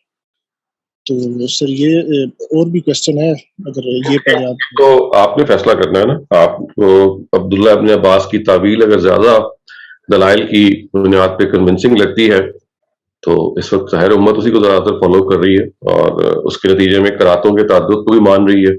وہ کہہ رہی ہے کچھ قراتیں متواتر ہیں، وہ کہہ رہی ہے کہ کچھ لوگ قراتیں ہیں جو احاد ہیں. ہمیں دونوں کو ایکسیپٹ کرنا ہے اس وقت، تو پوری امت کا موقف یہی ہے. سو اگر آپ کو عبداللہ ابن عباس کی جو تفسیر کی جو روایت پہ جو جس طرح سے انہوں نے اس کو تفصیل کی ہے وہ صحیح لگتی ہے، کیونکہ اس کو بھی آپ دیکھ لیجئے گا کہ اس کو چیلنج کیا گیا ہے، اس کی اسناد کو بھی چیلنج کیا گیا ہے. مولانا شبیر احمد اظہر میرٹھی کو میں نے ان کا حوالہ بھی دیا اپنی کتاب میں کہ روایت جو ہے وہ سند کے لحاظ سے بھی کمزور ہے، متن کے لحاظ سے بھی کمزور ہے عبداللہ ابن عباس کی. تو یہ ایک متبادل نقطہ نظر ہے جو پیش کیا گیا، اس کو بھی آپ پڑھ لیجئے. لیکن آپ پھر بھی سمجھتے ہیں کہ استاذ کی جو اس سلسلے میں رائے ہے وہ استاذ امین الدین فرائی کی وہ زیادہ وقی نہیں ہے، تو ظاہر ہے آپ کو وہی فالو کرنی چاہیے. اور اسی کے نتیجے میں پھر آپ تعدد قرات کے مسئلے کو پھر حل نہیں کر سکیں گے. پھر آپ اصل میں مجبور ہیں کہ آپ احاد کی بنیاد پہ بھی قراتوں کو مانیں، وہ چاہے ارضاء اللہ کی ہوں چاہے بات کی ہوں، کیونکہ وہ خبر واحد سے آپ کو اگر مل رہی ہیں تو آپ کو ایکسیپٹ کرنا ہے. پھر قرآن مجید میں ہمارے پاس کوئی مقام ایسا نہیں ہے جو آپ کو یہ بتائے کہ پھر کس کو فالو کرنا ہے. پھر ہمارا موقف یہی ہوگا کہ کچھ قراتیں ہیں جو ہمیں ویسے مل گئی ہیں تواتر سے، یعنی ایک قرات ہے جو تواتر سے ملی ہوئی ہے، اور اس کے علاوہ کچھ احاد قراتیں ہیں جو ہمیں مل گئی ہیں. رہ گیا عبداللہ ابن مسعود اور عبداللہ ابن عباس کی جو بات تفردات آپ نے بیان کر رہے ہیں، تو یہ ایسی بات نہیں ہے کہ امت نے اس کو ایکسیپٹ کر لیا ہے. بہت سارے لوگوں نے ان پہ تنقید کر کے بتایا کہ روایات ثابت نہیں. عبداللہ ابن مسعود کی جو بات ہے کہ انہوں نے 70 صورتوں کے بارے میں کہا کہ میں نے براہ راست نبی صلی اللہ علیہ وسلم کے منہ سے سنی تھی اور میں ان کو کیسے چھوڑ سکتا ہوں، اس پہ بہت تنقید ہو چکی ہے اور بھی لوگوں پہ تنقید ہو چکی ہے. تو اصل میں اس کو آپ ذرا گہرائی میں جا کے دیکھیں گے تو آپ کو اندازہ ہوگا کہ یہ اتنا سادہ نہیں ہے جتنا معاملہ سرفیس پہ نظر آ رہا ہے. تو یہ تو آپ جتنی ڈیپتھ میں جائیں گے اس کو ایگزامن کیجیے، اس کو دیکھیے، تو جو نتیجہ آپ نکالیں گے اس کے لحاظ سے پھر آپ چیزوں کو بھی مانیں گے. اگر آپ امین الدین فرائی صاحب کی تعویل کے بارے میں کچھ रिजर्वेशंस रखते हैं, तहफ़्फ़ुज़ात रखते हैं, पूरा हक हासिल है आपको रखने का। आप उनकी कह सकते हैं कि उनकी बात इतनी कन्विंसिंग नहीं है, फिर उसके बाद फिर कोई और ज़रिया नहीं है ये जानने का या मानने का कि हम कौन सी किन-किन किरातों के पैरों हैं। यानी फिर हमें ये मानना पड़ेगा कि जैसे हमें नबी सल्लल्लाहु अलैहि वसल्लम की बहुत सारी जो चीज़ें हैं वो सुन्नत से मिली हैं और जो तवातुर से मिली हैं, उनको भी मानना ज़रूरी है। तो इसी तरह से कुछ चीज़ें हमें अहाद रवायतों से मिली हैं, जो सुन्नत पर या कुरान की तशरीह है, लेकिन वो अगर उनकी हुज्जत कायम हो जाती है, उनकी सनद को वो दुरुस्त मान लेते हैं, तो वो भी एक्सेप्टेबल है। तो जैसे नबी सल्लल्लाहु अलैहि वसल्लम की सुन्नत और हदीस का मामला फिर हो जाएगा कि आपने कुछ चीज़ों को मुजमा ले लिया, कुछ चीज़ों को अहाद से ले लिया, बिल्कुल वैसा ही फिर कुरान का भी हो जाएगा। एक तवातुर वाली किरात है, उसको किरात आम है, उसको भी मान लें, और फिर बहुत सारी और किरातें हैं जो कि पढ़ी जा रही हैं, पढ़ाई जा रही हैं, लिखी जा रही हैं हमारी जो कदीम किताबों में, उन सबको मानना पड़ेगा। बिल्कुल सर, लेकिन फिर ये गांधी साहब का और आप लोगों का कहाँ तक आपने नुक्ता नज़र पढ़ लिया है जो हमारा है इसमें? जी सर। और सर फिर बात वही आप पे आ या तारीखी रिकॉर्ड पे, और गांधी साहब लास्ट एपिसोड में मैं देख रहा था वो देखें, एपिसोड तो किरात के मसले पे है, वो तो भी होनी है। जो उनका लिखा हुआ मौक़िफ़ है वो उनकी किताब मीज़ान में आज भी मौजूद है। क्वेश्चन आगे वो है, वो चलें वो बाद में फिर कभी कर लूंगा, बात लंबी हो रही है, सॉरी। इसी पे ही मैं रहता हूँ पहले क्वेश्चन पे कि वो कैसे सर गांधी साहब तो साबित करते हैं ना अहाद से या से तारीखी रिकॉर्ड से ही कि बाकी जो किरात जिनकी इजाजत थी सिनोनिमस वर्ड्स यूज करने की सहाबा को या इस तरह जो भी है, तो वो कह रहे हैं कि वो उसके बाद अर्ज़ अखीरा के बाद मनसूख हो गई थी और ज़ैद बिन साबित ने उसको नकल करके, मतलब वो एक तरह से फैल गई थी, किरात आमा हो गई थी जो कुरैश की जो किरात थी। तो लेकिन वो सर साबित फिर कैसे करेंगे, क्योंकि उसके तजाद में भी फिर हमें, जिस तरह मैंने अभी अबू दरदा और अबू इब्न मसूद रज़ी अल्लाह अन्हु की बात की है, वो सर सही बुखारी की हदीस है और उसमें सही बुखारी की हदीस होने के नतीजे में जरूरी तो नहीं है ना कि वो सही हो। अबू दरदा की रवायतें हैं या उन पे पहले आप वो देखें ना, जो दूसरा मौक़िफ़ है उसको पढ़ लें। यानी इन किरात पे मैंने अपनी किताब में बहुत तफसील से कलाम करने की कोशिश की है, बताया है अबू दरदा की, अब्दुल्लाह इब्न अब्बास की, अब्दुल्लाह इब्न मसूद की, उबई इब्न काब की जो किरातें हैं उनकी नौइयत क्या है, एक पूरे का पूरा नुक्ता नज़र है। तो पहले आप उसको देख। जी सर।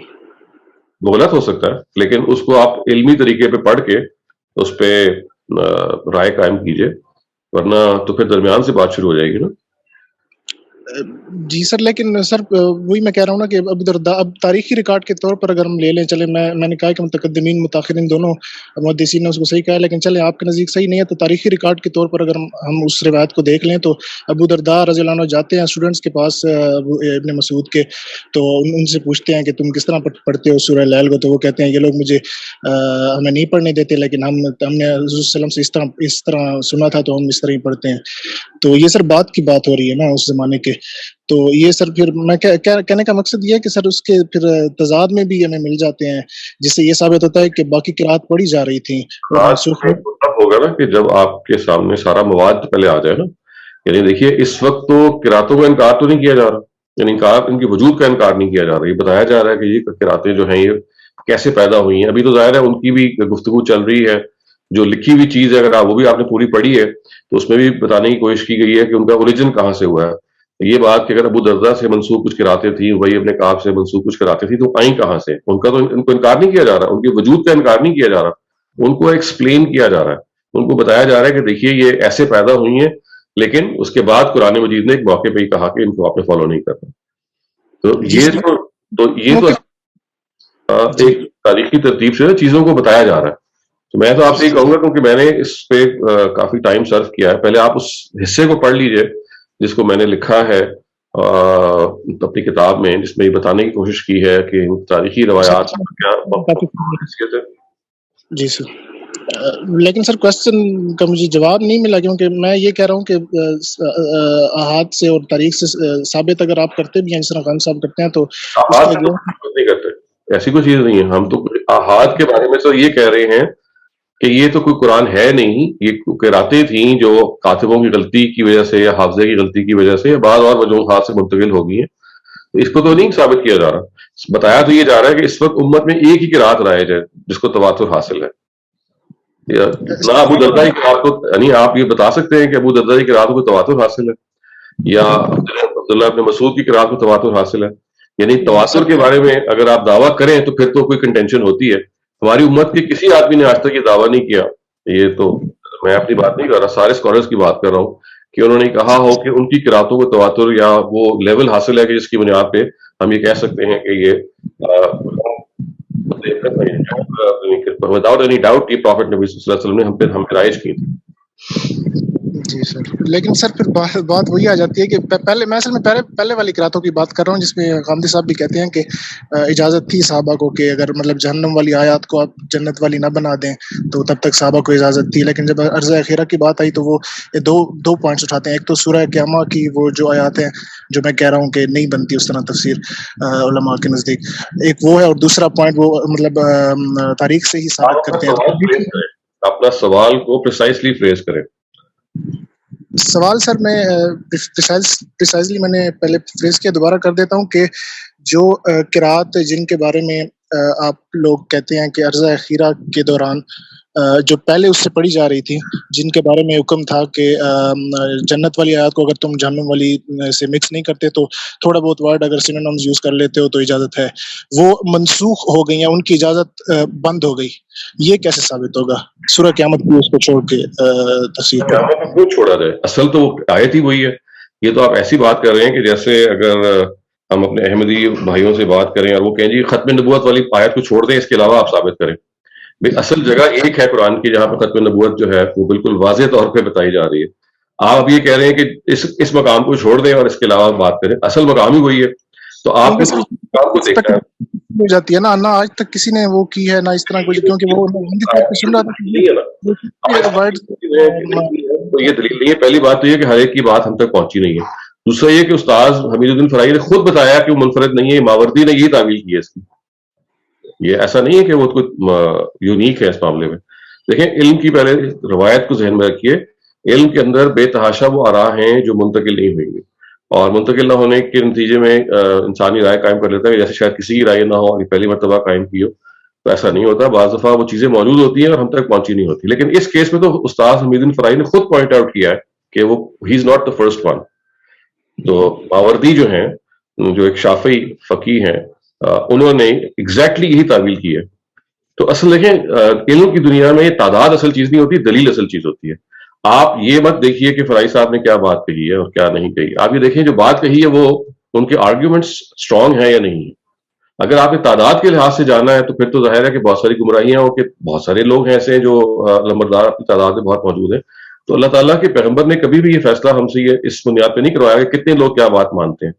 وہ یہ اللہ تعالیٰ ہم سے یہ کہتے ہیں کہ آپ کو کیا سمجھ میں آئی ہے, آپ کس کی دلیل کو مضبوط سمجھتے ہیں. تو ہمیں جو اپروچ جس چیز کی طرف توجہ دلائی جا رہی ہے وہ یہ ہے کہ آپ دلائل سے ایک چیز کو اینالائز کیجئے. اگر آپ نہیں اس کو سمجھ سکے یا آپ سمجھتے ہیں کہ وہ ٹھیک نہیں ہے تو آپ کو پورا اختیار ہے. لیکن یہ کہنا کہ پہلی مرتبہ ایسا ہو رہا ہے یا چوتھی مرتبہ ایسا ہو رہا ہے, علم کی دنیا میں اس کی کوئی حیثیت نہیں ہے.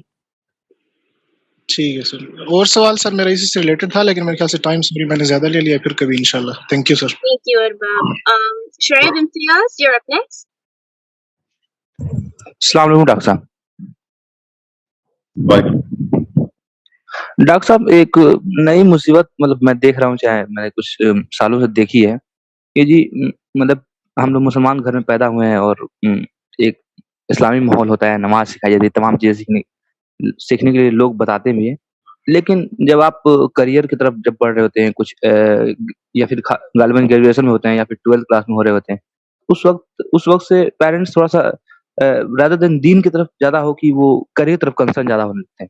جیسے کہ اگر مان لیجیے کوئی بچہ جو ہے کوئی اسلامی کے بارے میں پڑھ رہا ہے, اسلام سے ریلیٹڈ چیزوں کو پڑھ رہا ہے, قرآن پڑھ رہا ہے, ترجمہ پڑھ رہا ہے اور تمام چیزیں دیکھ رہا ہے اور اس کے ذہن میں سوال اٹھ رہے ہیں, اس سوال کو سالو کر رہا ہے اور اسی ٹائم پہ وہ بیک گریجویشن کر رہا ہے یا پھر اپنے کریئر میں کوئی کام کر رہا ہے, تو لوگ ایسا کرتے ہیں کہ تم کیا کر رہے ہو, یہ مطلب یہ مت کرو, اس سے تم بھٹک جاؤ گے قرآن پڑھنے سے. مطلب میں بہت سارا پیرنٹس کو دیکھا ہے کہ وہ کنسرن دکھاتے ہیں کیریئر کی طرف اور خود بھی ہوتے ہیں نماز پڑھ رہے ہوتے, خود ہی سب کام کر رہے تھے, اسلام نماز پڑھ رہے, روزہ رکھ رہے تھے, سب چیز بتا رہے ہوتے, لیکن جب کریئر کی بات آتی ہے تو پھر نماز روزہ کو چھوڑو پیچھے اور یہ کریئر میں آگے بڑھو, یہ زیادہ وہ کرتے ہیں. تو یہ کیسے ہو؟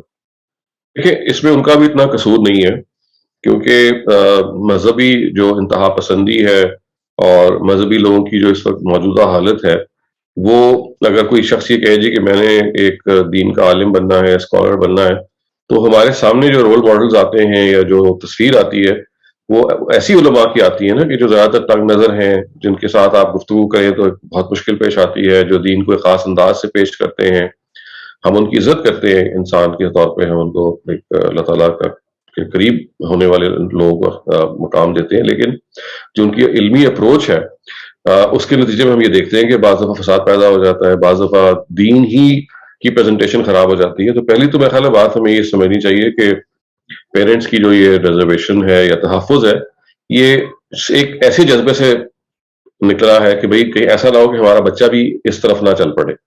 تو یہ یعنی یہ جذبہ بہت نیک ہے. یہ اور بات ہے کہ چونکہ اس کو سمجھتے نہیں ہے، بعض دفعہ گہرائی میں نہیں جاتے، تو اس کا طریقہ بھی دیکھیں وہی ہے کہ آپ ان کو یہ الاؤنس دیں کہ وہ آپ سے محبت کی وجہ سے یہ رویہ اختیار کر رہے ہیں، لیکن آپ نے جو کرنا ہے اس کا فیصلہ آپ کریں، اور کسی کو اختیار حاصل نہیں ہے کہ وہ آپ کے فیصلے کو پر اپنا فیصلہ نافذ کرے.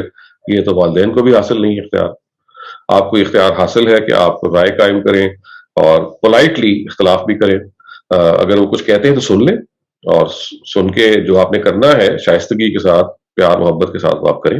زندگی میں جینے کا تو یہی طریقہ ہے نا کہ آپ ایسے تو نہیں جیتے ہیں کہ آپ ہر ایک سے لڑنا شروع کر دیں یا ہر ایک سے اختلاف کو اس طرح سے سپر اول میں تبدیل کر لیں. نہیں، آپ جس چیز کو صحیح سمجھتے ہیں اس پر آپ بہت جیسے کہتے ہیں نا کہ دل جمعی کے ساتھ آپ وہ کام کیجئے، اور باقیوں کو اللہ کے سپورٹ کر دیجئے اور ان کے ساتھ اچھا روابط رکھیے، ان کے ساتھ کبھی سختی سے پیش نہ آئیے.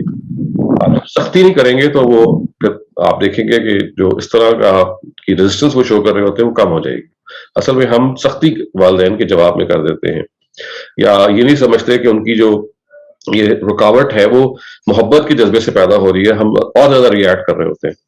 تو یہ اصل دیکھ لینا چاہیے کہ وہ ان کی جو جذبہ ہے وہ کہاں سے پیدا ہو رہا ہے. وہ اصلاً ایک ہمدردی سے پیدا ہو رہا ہے، تو ہمدردی کا جواب بھی ہمدردی سے ہی دینا چاہیے. نہیں ڈاکٹر صاحب، میں نے جیسے ایک بار میں نے کہا کہ میں ساتھ میں پڑھائی بھی کروں گا اور اسکالر بھی بننا چاہتا ہوں، مطلب کہنے مطلب کہ اس پہ اسٹڈی بھی کروں گا. تو لوگ ایک ونڈر سا ریئیکشن ہے ان کا. اور ایون میں نے اپنے کزن سے جو میرے ایج کے لوگ ہیں اور فیملی میں، تو اگر ان سے میں کچھ کہوں اس طرح کے بارے میں تو وہ لوگ گھنٹوں ڈسکشن کرتے ہیں دین کے اوپر کہ یہ ہو گیا، یہ صحیح نہیں ہے، وہ نہیں، کیا دلیل صحیح ہے، یہ خوب بات کریں گے. لیکن مطلب جیسے بولو کہ میں اسی فیلڈ میں جا کر ریسرچ کرتا ہوں، وہاں پر ترنت پلٹ جاتے ہیں. میں نے بالکل یہ عجیب سا ریئیکشن میں سمجھ آئے گا. اس میں اگنور کر دیجیے نا، دنیا میں ہر طرح کے لوگ ہوتے ہیں، ہر ایک سے بحث کرنے کی ضرورت نہیں. ان کی بات سن لیں، ان سے کہہ دیجیے آپ کی بات سر آنکھوں پہ، لیکن مجھے اتفاق نہیں ہے. ہر ایک سے سینگ پھنسانا تو کوئی موضوع کام نہیں ہے. آپ ہر ایک آدمی جو ہے وہ بات کرتا ہے، اس کی بات سن لیں. آپ خود اریٹیٹ نہ ہو، خود آپ کو متاثر ہونے کی ضرورت نہیں ہے. یہ سوچیں کہ ایک آدمی اپنی رائے دے رہا ہے، رائے دے، آپ مضبوطی کے ساتھ اپنے موقع پہ جمے رہے، تو آپ کا کچھ نہیں بگاڑ سکے گا. لیکن ڈاکٹر صاحب اس سے ایک نیا پرابلم آتا ہے. جیسے ہمارے یہاں کا جو ماحول ہے، وہ جو اس کو نہیں بولتا آنر کس چیز کی، وہ بھلے کچھ ہو جائے لیکن آنر نہیں جانتی چاہیے. اب کسی بڑے سے آپ اختلاف بھی کریں گے، اگر یہ جملہ بھی بول دیں اور ڈس اگریمنٹ بھی کر دیں، تو مطلب ایسا سمجھ آتا ہے کہ مطلب یہ تم کیا ہے، کتنا بڑا گناہ کر دیو، اتنا گناہ تو نماز چھوڑنے میں نہیں جتنا یہ تم کر دیو. اس طرح کا سچویشن پیدا ہوتا ہے، اور سب لوگ چڑھ دوڑتے ہیں کہ تم نے عزت کا خیال نہیں رکھا، یہ نہیں کیا، وہ نہیں کیا، اور کوئی بچہ چھوڑتا نہیں ہے آپ کو اس سچویشن میں. نبی صلی اللہ علیہ وسلم کے دور کا کبھی اس کو امیجن کیجئے، اس میں تو اللہ کا نام لینے کے نتیجے میں انسان کو جو تعذیب ہوتی تھی، جسمانی طور پہ نقصان پہنچایا جاتا تھا، صرف اس بات پہ کہ ہم ایک اللہ کو مان رہے ہیں. تو یہ تو جب بھی آپ کسی ایک موقف کو اختیار کرتے ہیں تو یہ آزمائشیں تو پیش آتی ہیں، بڑے سے بڑے لوگوں کو پیش آتی ہیں، پیغمبروں کو اس سے سخت آزمائشیں پیش آئی ہیں. تو یہ لوگوں کو چھوڑیے، وہ تو یہ کریں گے. اپنے آپ کو مضبوط کیجئے کہ آپ لوگوں سے متاثر نہ ہو، کہنے دیجئے، کرنے دیجئے، اور اپنے اندر پولائٹنس اور نرمی کے ساتھ معاملے کو کیجئے، اور وہ کیجئے جس کو. لیکن دکھ اس بات کا ہوتا ہے کہ مطلب خود مسلمان بھائی ہمارے وہی خود کہہ رہے ہوتے ہیں، ماں باپ مسلمان خود ہوتے ہیں، دعوے یہ کرتے ہیں، لیکن وہی خود کہہ رہے ہیں کہ نہیں چاہیے کریں، کیونکہ ان کا اصل محرک ہمدردی ہے. دیکھیے وہ کوئی اصلاً کوئی برے جذبے سے آپ کو نہیں روک رہے. ان کے سامنے جو سوسائٹی میں اس وقت دین کے لمبرداروں کی ہے مطلب چہرہ مورا، یا ان کی جو جس طرح سے وہ انٹروڈیوس ہوتے ہیں وہ ہے. تو جب آپ ان کی نگاہوں سے دیکھیں گے کہ اچھا کہ میرا بیٹا ان کا اس طرح کا نہ بن جائے، وہ کسی اور انتہا پسندی کی طرف نہ چلا جائے، تو وہ اس کنسرن سے بول رہے ہوتے ہیں، اور اس سے ہی بول رہے ہوتے ہیں کہ ایسا نہ ہو کہ ذریعہ معاشی بھی اس کے پاس نہ ہو. لوگوں کے پر ڈپینڈنٹ ہو جائے. تو دیکھیے ان کا اصلاً جو جذبہ ہے نا ہمدردی کا ہے. تو جب ہمدردی ہوتی ہے تو پھر اس کے جواب میں بھی آپ کو یہ دیکھنا چاہیے کہ وہ کوئی بری نیت سے یہ کام نہیں کر رہے, سمجھ نہیں رہے, بس ہمدردی کر رہے ہیں لیکن بے سمجھے ہوئے ہمدردی کر رہے ہیں, ان کو نہیں سمجھ میں آ رہی. تو ایسے معاملے میں آپ ہمیں یہی تو زندگی ہے کہ اسی کو تو ڈیل کرنا ہے کہ دوسرا آدمی اگر جذبے میں انٹینشن میں برا نہیں ہے, ہمدرد ہے, تو آپ کو بھی اصل میں ریسپروکیٹ کرنا ہے, آپ کو بھی ویسے ہی پھر بہیو کرنا ہے. تھینک یو ڈاکٹر صاحب, بہت بہت شکریہ, بہت بہت شکریہ. Adil Qureshi, you're up next. Please go ahead. Doctor ایک نبی صلی اللہ علیہ وسلم کا رول ماڈل ہونے کے بارے میں گفتگو ہو رہی تھی. جہاں تک میں سمجھا ہوں, جو اوپینین ہے غامدی صاحب کا بھی اور جنرلی جو فرائی اسکول آف تھاٹ کا, اس میں تو یہ ہے کہ نبی صلی اللہ علیہ وسلم کا جو رول تھا وہ ایک تو قرآن کو پہنچا دینا تھا ہم تک, اور دوسرا ابراہیمی سنت کو جاری کر دینا تھا. جہاں تک ان تمام روایات کا تعلق ہے جو نبی صلی اللہ علیہ وسلم کی کسی عمل کو یا ان کی کسی بات کو یا کسی رویے کو ظاہر کرتی ہیں, وہ ایسا ہے کہ جی وہ اگر ہم تک پہنچ گیا اور وہ مستند ذریعے سے پہنچ گیا تو 100 بسم اللہ قابل قبول ہے, لیکن وہ نبی صلی اللہ علیہ وسلم ضروری نہیں تھا, اور نبی صلی اللہ علیہ وسلم نے کبھی اس کا اہتمام کیا کہ وہ اپنے کسی عمل کو اس طریقے سے مشہور کرائیں اور کہیں کہ بھائی تم نے جو مجھے کرتے دیکھ رہے ہو تم نے لوگوں تک پہنچانا ہے. اگر اس پرسیپشن کو آپ ذہن میں رکھتے ہیں تو پھر ہم یہ کیسے کہہ سکتے ہیں کہ نبی صلی اللہ علیہ وسلم ہمارے رول ماڈل تھے, اور ان کی جتنی بھی اعمال ہیں یا جو ان کے معاملات تھے وہ اگر ان کو ہم تک پہنچانا ان کی ذمہ داری تھی نہیں, تو ہم کیسے ان معاملات کو فالو کریں یا ان کا اتباع یا ان کو رول ماڈل بنانے کی کوشش کریں؟ کیونکہ دیکھیے ان کا رول ماڈل ہونا تو خود قرآن نے بتا دیا, یعنی وہ قرآن کے اندر وہ اگر آپ کے پاس ایک لمحے کے لیے مان لے کہ حدیث کا سرمایہ نہیں پہنچا, تو نبی صلی اللہ علیہ وسلم کا جو اخلاق ہے وہ تو قرآن کے ہاں جگہ جگہ بیان ہو رہا ہے. کیسے وہ پیش آتے تھے, ان کی شخصیت میں کیسے حلم تھا, ان کے اندر کیا برداشت تھی, وہ اپنے معاملات میں دوسروں کے ساتھ کیا رویہ اختیار کرتے تھے, تو پوری سیرت ان کی قرآن مجید کے اندر آپ کو نظر آ جائے گی. تو اس وجہ سے وہ جو رول ماڈل ہونے کا ایلیمنٹ ہے وہ تو قرآن میں ریفلیکٹ ہو رہا ہے, ایک بات. دوسری بات یہ کہ یہ تو بالکل کہا جا رہا ہے کہ یہ ذمہ داری نہیں تھی کہ نبی صلی اللہ علیہ وسلم کے بارے میں جو ان کا علم تھا وہ ہم تک پہنچائیں, لیکن اب جب کہ وہ پہنچ گیا ہے تو یہ تو ایک ایسا ہے نا کہ اب واقعہ ہو گیا ہے. تو واقعہ جب ہو گیا ہے تو اب یہ تو نہیں کہہ سکتے کہ اگر ایسا نہ ہوتا, تو اگر ایسا نہ ہوتا تو میں اس کا جواب یہ دیتا کہ قرآن وہ ریفلیکٹ کر رہا ہے. لیکن اصلاً تو صرف ایسا نہیں ہوا, ایسا بھی ہوا ہے کہ ان کی جو روایات ہیں, ان کی جو سیرت ہے, ان کے بارے میں جو زندگی کی گفتگویں ہیں وہ بیان ہوئی ہیں, اور وہ قرآن کی روشنی میں, عقل عام کی روشنی میں, تاریخ کی روشنی میں, علم و عقل کے مسلمات کی روشنی میں آپ ان کو جج کر سکتے ہیں اور یہ دیکھ سکتے ہیں. تو نبی صلی اللہ علیہ وسلم کا ایک علم ہے جو منتقل ہوا ہے, تو یہ اصل میں علم ہے جو آپ سمجھ لیں کہ جیسے فرائی صاحب ایک عالم تھے تو انسان تھے, تو اگر ان کے علم کو ہم اتنا امپورٹنس دے رہے ہیں یا ابو حنیفہ کے علم کو اتنا امپورٹنس دے رہے ہیں کہ ان کے شاگردوں نے آگے پہنچایا, تو نبی صلی اللہ علیہ وسلم کی تو مقابلہ نہیں ہے نا, تو ان کا علم بھی ان کے شاگردوں نے آگے پہنچایا ہے. تو اب وہ جب پہنچ گیا ہے تو اس پہنچنے کے نتیجے میں اس کو ہم دیکھیں گے, اس میں ان کا جو یعنی ان کا جو اسوہ حسنہ ہے, ان کی زندگی گزارنے کے جو اصول ہیں وہ مزید تفصیلات میں مل جاتی ہیں. تو ایک ہے واقعہ, وہ واقعے کی نفی کر رہے ہیں استاذ کہ اگر یہ نہ ہوتا تو ہم کیا کرتے, لیکن اب واقعہ تو ہو گیا ہے. تو اس کیس میں اب ہمیں یہ بتایا جا رہا ہے کہ اس واقعے میں جو ہمیں علم پہنچا ہے اس سے تو ہم فائدہ اٹھائیں گے, لیکن اللہ کی اسکیم میں وہی بتانے کی کوشش کریں گے دیکھیں جس چیز کو آپ دین کہتے ہیں وہ اصل میں قرآن اور سنت کا نام ہے, اس کے علاوہ جو کچھ ہے وہ علم ہے, علم النبی اس لیے اس کو کہا جاتا ہے, نبی صلی اللہ علیہ وسلم کا استنباط ہے یا ان کی انڈرسٹینڈنگ ہے, وہ بڑی قیمتی ہے. اگر وہ نہ پہنچی ہوتی تو ہم قرآن پر ڈپینڈنٹ ہوتے, اگر وہ پہنچ گئی ہے تو اب وہ ایک سرمایہ ہے ہمارے لیے. تو یہ اصل میں ایک واقعے کا بھی بیان ہے اور ایک ہسٹوریکل ریالٹی کا بھی بیان ہے. Right sir. اچھا سر, ابھی 4 منٹ اور ہیں تو میرے 2 اور سوال تھے. ایک تو یہ جو آپ نے بتایا کہ والد کا اپنے اولاد سے پیار کا اظہار کرنا, پبلک ڈسپلے آف افیکشن جو ہے, اس میں 2 متضاد قسم کے رویہ ہم نے دیکھے ہیں. جو آپ کا ایسٹرن کلچر ہے وہ والد کی رسپیکٹ, اور چونکہ والد بھی ذرا تھوڑا اپنا وزن دکھانے کی کوشش کرتے ہیں تو وہ بچوں سے تھوڑا ان کو اپنے وزن میں رکھتے ہیں, اور اسی طرح بچے بھی والدین کی کچھ ذرا زیادہ عزت کرتے ہیں تو وہ ان سے اس طریقے سے پیار یا وہ اس کا اظہار نہیں کرتے. ماں سے تو کرتے ہیں یہ بھی لیکن باپ سے نہیں کرتے. And on the country I think western society میں تو پیرنٹس کا بچوں کو اسپیشلی جو اسکول گوئنگ بچے ہیں اور جو ٹین ایجرز ہیں ان کو پیار کرنا یا ان کو آئی لو یو پبلک میں کہنا, اس کو تو بچے تھوڑا گروس سمجھتے ہیں, بچے اس کو برا سمجھتے ہیں. وہ کہتے ہیں کہ اس سے ہمارا مذاق اڑتا ہے ہمارے باقی اسکول اس میں. تو اس طرح کی رویے جو ہمیں دو متضاد اینڈز نظر آتے ہیں، اس کو کیسے کنسائل کیا جائے؟ دیکھیں یہ تو کلچر کا ایشو ہے نا، کلچرل ایشو ہوتے ہیں. کلچرل ایشو کو کلچر کے لحاظ سے ایڈریس کرنا چاہیے. اگر وہ گروس کہیں نظر آ رہے ہیں تو آپ وہ نہ کریں، پبلک ڈسپلے نہ کریں. لیکن اس کا یہ مطلب تو نہیں ہے نا کہ پرائیویٹلی بھی آپ پیار نہ کریں. اصل چیز تو پیار کا اظہار ہے، پبلک ہو یا پرائیویٹ ہو. یہ تو اصل میں کلچرل لحاظ سے آپ اس کو ڈٹرمن کریں گے. جہاں پہ کلچرلی اس کو برا سمجھا جاتا ہے وہاں اس کے اسالیب بھی تبدیل ہو جاتے ہیں.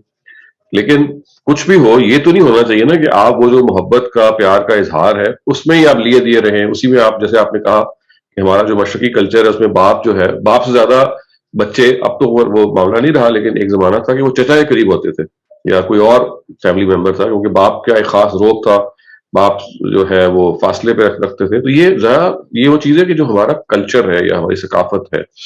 مذہب ایک بالکل الگ چیز ہے. مذہب جو ثقافت اور کلچر پیدا کرتا ہے وہ عرب میں اور ہوگی، وہ انڈیا پاکستان میں اور ہوگی، وہ ہر جگہ اور ہوگی. لیکن اصول ایک ہے، وہ یہ ہے کہ جو افیکشن اور رحمت کو جو شو کرنا ہے یہ ایک انسانی، یعنی اس کے بارے میں یہ بتایا جا رہا ہے کہ جو مذہبی لوگوں کے اندر تکشف پیدا ہو جاتا ہے یہ کوئی آئیڈیل چیز نہیں ہے. نبی صلی اللہ علیہ وسلم ایک ہیومن بینگ تھے تو وہ اپنے جذبات کا اظہار کرتے تھے. تو یہ کوئی مذہب کے منافی نہیں ہے. دیکھیں نا ان کے بارے میں یہ آتا ہے کہ جب ان کے بیٹے ابراہیم کا انتقال ہوا تو وہ جب انتقال کے وقت وہاں پہنچے، ان کو جب اطلاع ملی تو آنکھوں سے آنسو جاری ہو گئے.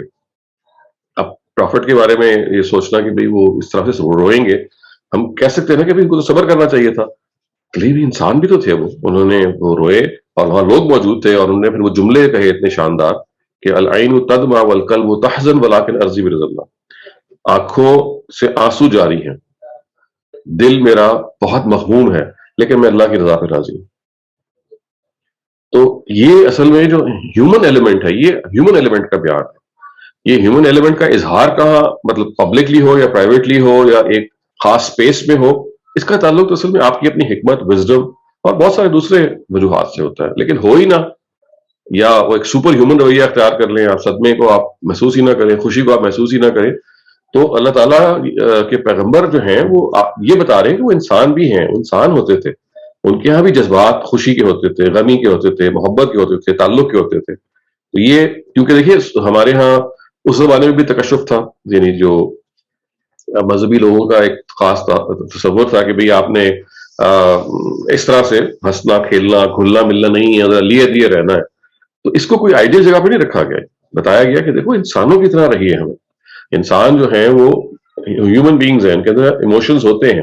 ایموشنز کو سپریس کرنا یا ایموشنز کا اظہار نہ کرنا یہ کوئی بہت اعلیٰ چیز نہیں ہے. تو یہ تو اس طرح ہے جو ہمیں ایک ہدایت ملتی ہے. باقی ظاہر ہے کہ ان سب چیزوں کو ہمیں اپنی کلچر کے لحاظ سے، زمانے کے لحاظ سے، سوسائٹی کے لحاظ سے، ان سب چیزوں کے لحاظ سے کو برتنا چاہیے. Right sir, thank you. Sir میرا آخری سوال ہے، 2 منٹ ہے، اگر یہ سوال آپ اس کو کل کے لیے پوسٹ پون کرنا چاہیں تو کر دیجیے گا، یا اگر یہ ریلیونٹ نہیں ہے تو feel free to reflect that. جو واعتصموا بحبل اللہ جمیعاً کا سوال تھا کہ اللہ کی رسی کو مضبوطی سے تھامے رکھو، اس میں ایک جو میرے ذہن میں اسپیشلی جو ہماری اسلامک ہسٹری ہے، خلفائے راشدین کے زمانے سے جو ایک آغاز شروع ہو گیا تھا ایک مسئلے کا، جس میں جنگ صفین ہوتی ہے اور حضرت علی اور حضرت معاویہ رضی اللہ تعالیٰ عنہ کے درمیان میں اسی بات کو لے کر وہ جنگ ٹال دی جاتی ہے، پوسٹ پون کر دی جاتی ہے کہ چلو اللہ کی کتاب فیصلہ کرے گی کہ کون حق پر ہے. تو لیکن وہ فیصلہ پھر بھی نہیں ہو سکا، یا وہ فیصلہ غلط ہوا، یا وہ پھر بھی ایک کنکلوژن تک نہیں پہنچ سکے. تو جب حضرت علی اور معاویہ رضی اللہ تعالیٰ عنہ جیسے لوگ اللہ کی کتاب کو فیصلہ کر کے نہیں کر سکے، تو آج کل کے دور میں جو ہم کہتے ہیں کہ جی ہمارے مسلمان لڑ رہے ہیں اور ہمارے مسلمان اللہ کی کتاب کو ریفر نہیں کرتے اس لیے یہ اختلافات ہیں، تو یہ اختلافات تو یہ نہیں کہنا چاہیے کہ جی اس زمانے کے اتنے بڑے بڑے لوگوں کے زمانے سے شروع ہو چکے تھے اور وہ اس کو ریزالو نہیں کر سکے. دیکھیں وہ اختلافات جو تھے وہ مذہبی سے زیادہ سیاسی اختلافات تھے، اور وہ سیاسی اختلافات میں انسان تھے، وہ پیغمبر تو نہیں تھے، ان سے غلطیاں بھی ہوئی ہوں گی، اور ان غلطیوں کے نتیجے میں ظاہر ہے کہ انتشار بھی پیدا ہوا، بہت سارے لوگ جو ہیں وہ مارے گئے، صحابہ کرام کی بہت بڑی تعداد ماری گئی. تو یہ تو ہم نہیں کہہ رہے کہ اللہ تعالیٰ نے اگر کہہ دیا تو لوگوں نے بھی فوراً کر لیا ہوگا. لوگ بھی تو اصل میں آزاد ہیں نا اپنی چیزوں کی امپلیمنٹیشن میں. تو صحابہ کرام کو اگر آپ یہ دیکھیں گے تو اس میں ان کے ہاں جو چیز ہمیں نظر آتی ہے وہ یہ ہے کہ جس چیز کو جس نے صحیح سمجھا اس کے لیے اس نے اپنی جان دے دی. यानी मर मिटा अपने मौक़िफ़ के लिए, तो इससे ज़्यादा तो और कोई जज़्बा नहीं हो सकता। यानी आप अगर हक़ की खातिर अपने आप को कुर्बान कर देते हैं या समझते हैं कि भई ये हक़ की खातिर मेरी जान की इस वक़्त ज़रूरत है, ये आपका फ़ैसला हो सकता है जो गलत भी हो सकता है। लेकिन अगर आप उसको सही समझ के आपने वो काम किया है, तो आपने तो अपने लिहाज से खुदा के आगे सुरखरुई का मुकाम ही हासिल किया होगा। तो इसलिए ये देख लेना चाहिए कि बहज़ दफ़ा इंसान फ़ैसले भी गलत कर सकते हैं, और दूसरी बात ये है कि अगर वो फ़ैसला नेक नियति से किया गया हो और उसके अंदर इखलास शामिल हो, तो भले उससे कितने बड़े बुरे नताइज हों, खुदा के आगे तो दुनिया में जो उससे नुकसानात हुए वो अलग हैं, लेकिन आखिरत में अल्लाह ताला के यहाँ उसका जो अजर है वो एक अलग होगा। तो इसलिए ये जो चीज़ है कि जब कुरान ने कह दिया, तो कहने के बाद अगला भी तो है ना कि हमने इसको अडॉप्ट करना है वैसे। और वो जो खास मामला है हजरत मुआविया के जमाने का, उसके अंदर ऐसा तो नहीं कि कुरान में को आयत ज़ेर बहस आ गई थी। यानी उन्होंने तो कहा था कुरान को हम हकम बनाएं और आयत के बारे में हम, यानी कुरान को हम अपनी जो इस चीज के अंदर एक फैसला कुन जगह पे इख्तियार करें। उसके बाद जब फैसला हो गया था, उस फैसले के ऊपर फिर कुछ तहफ़्फ़ुज़ात हुए और उसके ऊपर तलवारें खिंच गईं, और एक मौक़िफ़ था जो अबू मुआविया ने अपनाया, एक मौक़िफ़ था जो इधर से अपनाया गया हज़रत अली के जो फॉलोअर्स थे। तो ये तो वो इंसानी इख्तिलाफ़ात हैं जो हो गए, और वो इख्तिलाफ़ात इंतहा तक पहुँचा देते हैं। लेकिन इसके नतीजे में इसकी नफ़ी नहीं होती कि जो आपको गाइडेंस दी जा रही है वो गलत है। यानी ऐसे ही है कि जैसे आप जब आइन को फॉलो करते हैं, तो अगर नहीं करते तो आइन के अंदर उसका कसूर नहीं होता। यानी बाज़ दफ़ा उसकी फॉलोइंग में कसूर होता है, बाज़ दफ़ा उसकी नाक़िस इंटरप्रिटेशन का कसूर होता है, बाज़ दफ़ा आपने बात को सही समझा नहीं होता और आपने एक एक्सट्रीम रवैया अख्तियार कर लिया होता है। ये जो आयत है ये तो ये बता रही है कि अगर आप हकीकी मानों में ऐसा करेंगे तो तफ़रीक़ा नहीं होगा, हकीकी मानों में। लेकिन बाज़ दफ़ा इंसान क्योंकि इंसान है, और सहाबा को आप जितना मर्ज़ी एलिवेट करते हैं, और वो इसके मुस्तहिक़ हैं कि हम उनको एलिवेट करें, लेकिन बहरहाल वो इंसान थे। उनको हम ये नहीं कह सकते कि उनसे गलतियाँ नहीं हुई। Thank you very Thank much, you. Dr. Salim. That was it for all the questions today. Inshallah, see you tomorrow. इंशाअल्लाह।